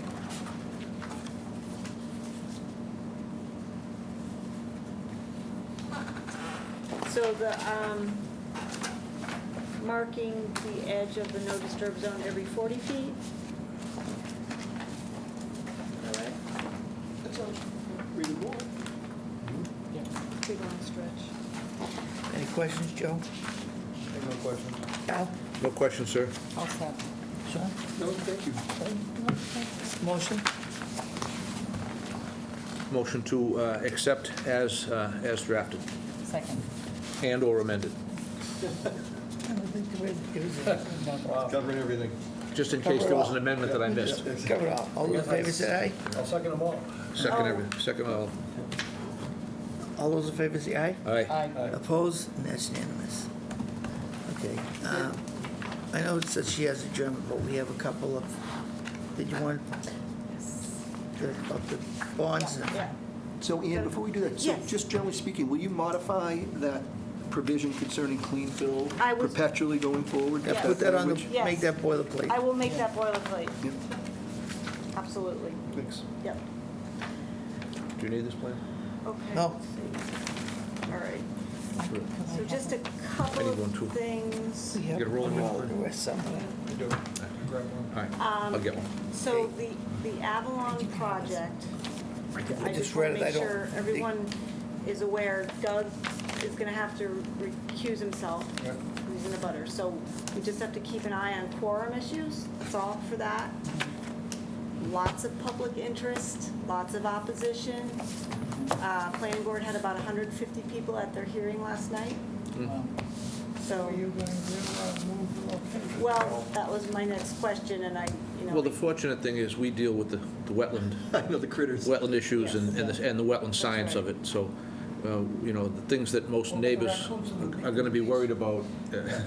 right. So, Well, I've already, I shouldn't have, but I have spoken to Amy, who in turn is going to speak to planning board.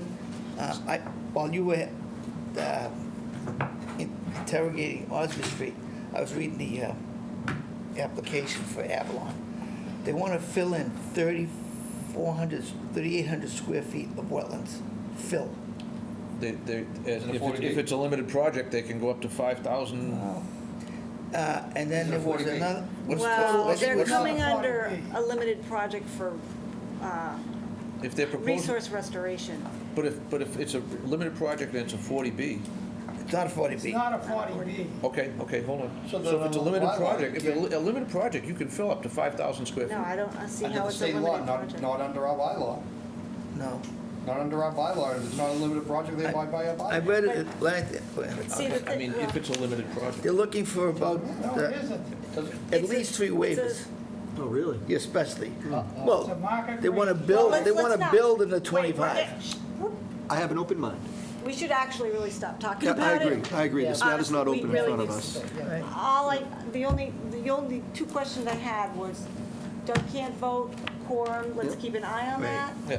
And just that planning board had 150 people at their hearing. Yep, so you want to last sell night. tickets so we can earn some money from So this. Amy, I can like tell you, that. I can No, tell you should we right just now. keep it here? That the August 14th meeting, I will not be at. I will not be here Okay. on August 14th. Okay, So, Read this. okay, I just did. all right. And I will not be here September 11th. All So right, that- so, good to know. well, that's Yeah, why, because that's why we're, So we have a heads We have up enough. on, yeah, just barely. I don't know when You I'm, know your caseload is, right? well, I know I'm taking a week off in August. I don't know if it's that August. No, the September 11th one. mine is not due to vacation planning. Mine is a work obligation all right. on that day that I already know All I right. have. But we have to either Let's just- notify Jack for September 11th. Because these people are coming back. And 9/11 can, all we'll right. make Okay, 9/11 just- work. we'll just gotta keep an eye on it, that's Yep. all. All right. And we'll keep it here Well, good enough. in terms of location, All right. okay?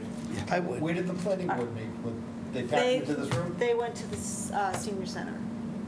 That isn't a bit. There's no more, that's not any bigger than this. That's what I said. That's not any bigger than this. We've Yeah. been over there. Yeah, so A public seating. that was tough. And they put 150 people in I there? have some standing, Wow. okay. And at least if we have the same, if Okay. we have it here, we can control the, because Yeah. it was a Right, little I agree. contentious. No. Okay, But, what are you so doing? the other, Oh, you don't have one? Not with me. the other okay. issue I have is, I met with DPW and their contractor for the sewer repair at the end of French Farm Road, Rays Pond Pumping Station. They want to change the location of access at the end, to the end of French Farm, which will be over Conservation Commission held land, not just wetland. Trailhead in there too. Might be. There is. And they want to add 350 feet of pipe to be repaired, so the initial 180 wasn't all what they wanted to do. They still need to figure out financing for that 350 feet. But based on that scope of change, I recommended that be an amendment, I think. And the other question I have is just making sure that Article 97 is not triggered, or there's no conflict with Article 97 for that access use. I just want to make sure. That's all. So pipe's already there, they're just replacing the pipe that's Right, there. but it's- no it's- trigger at 97. Right, but it's the access back and forth. Yeah, but Well, if the there's- pipe is in there, if they there's- actually have the right to maintain that pipe. Yeah, there's no alternative. There's no... There's no alternative to that, the pipe's Want to there. take this with you? Well, Because I already there read is it. an alternative, it's the easement exists, but the easement That's is the other one. well vegetated, and that would, I would like it. if they use the easement, then that would require them to clear almost all of it. So that sounds like no alternative. Okay. That sounds to Okay, me I'm like there's just- no I'm alternative. just- I'm sorry, you have to I want to replace explain why they want to do it. I think it's a better Yeah. alternative myself. Less impacts, less, Exactly. yeah. Okay. All right, so And I the just other thing we wanted talked about, To let you know. The abutter with the that best talked to me signal. about, was bond, which we are gonna bond, because Quincy's gonna do it. Yeah, okay. Right, that was the other thing. If it's a private That was the contractor. other It's a thing. private contract, Yeah. not like the, because I did the bond for that sidewalk, that trailer we put along the The back. high school. The high school. They want, we asked for $1,000 bond, and I didn't think it was necessary, because they did it in-house. So I am a big stickler about bonding the town. We're bonding ourselves. We're not bonding the town. We're bonding the contractor that's working on behalf of the town. In the context of the public works bidding package, they That's want right. surety bonds. That's right. They already got payment bonds. That's right. They've got performance bonds. And- Don't be Yeah. scared off by the fact that we want to protect, by bond, our work as well. They do it in their own protection. Also, don't forget the contractor that did work on 125 by the high school, that didn't get bonded because it was a town project.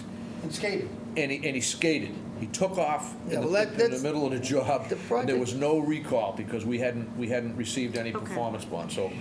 Yeah, we'd be consistent on that. I mean, Yeah. Okay, it's, on the size, the scope of the job, I mean, the job that they had to do was kind of silly. Who's The doing? trail, the trail. there are limits, I suppose, but Right. on a construction road. Oh, no, absolutely, I agree. Absolutely positively, it's What- such small yeah, potatoes. and Get what did I that say thing to done, you? get Because it remember, done. the size of In the any, project in was. any, in any case, they're probably gonna come back anyway, so we can just reiterate that, Yeah, okay, Yeah. that's it. absolutely. Motion adjourned. Second. Whoa, you're not the chair right now. I made a motion. A motion. I offered a motion. He didn't ask, though. No, but he doesn't. All right, I'm asking you. Oh, you requesting a motion now? Yeah. I move that we adjourn. I don't want to give you one. You guys think you're screwing around with somebody here, huh? Okay. Motion adjourned, please. Second. All those in favor say aye. Aye. Opposed, that's, and it's not each other.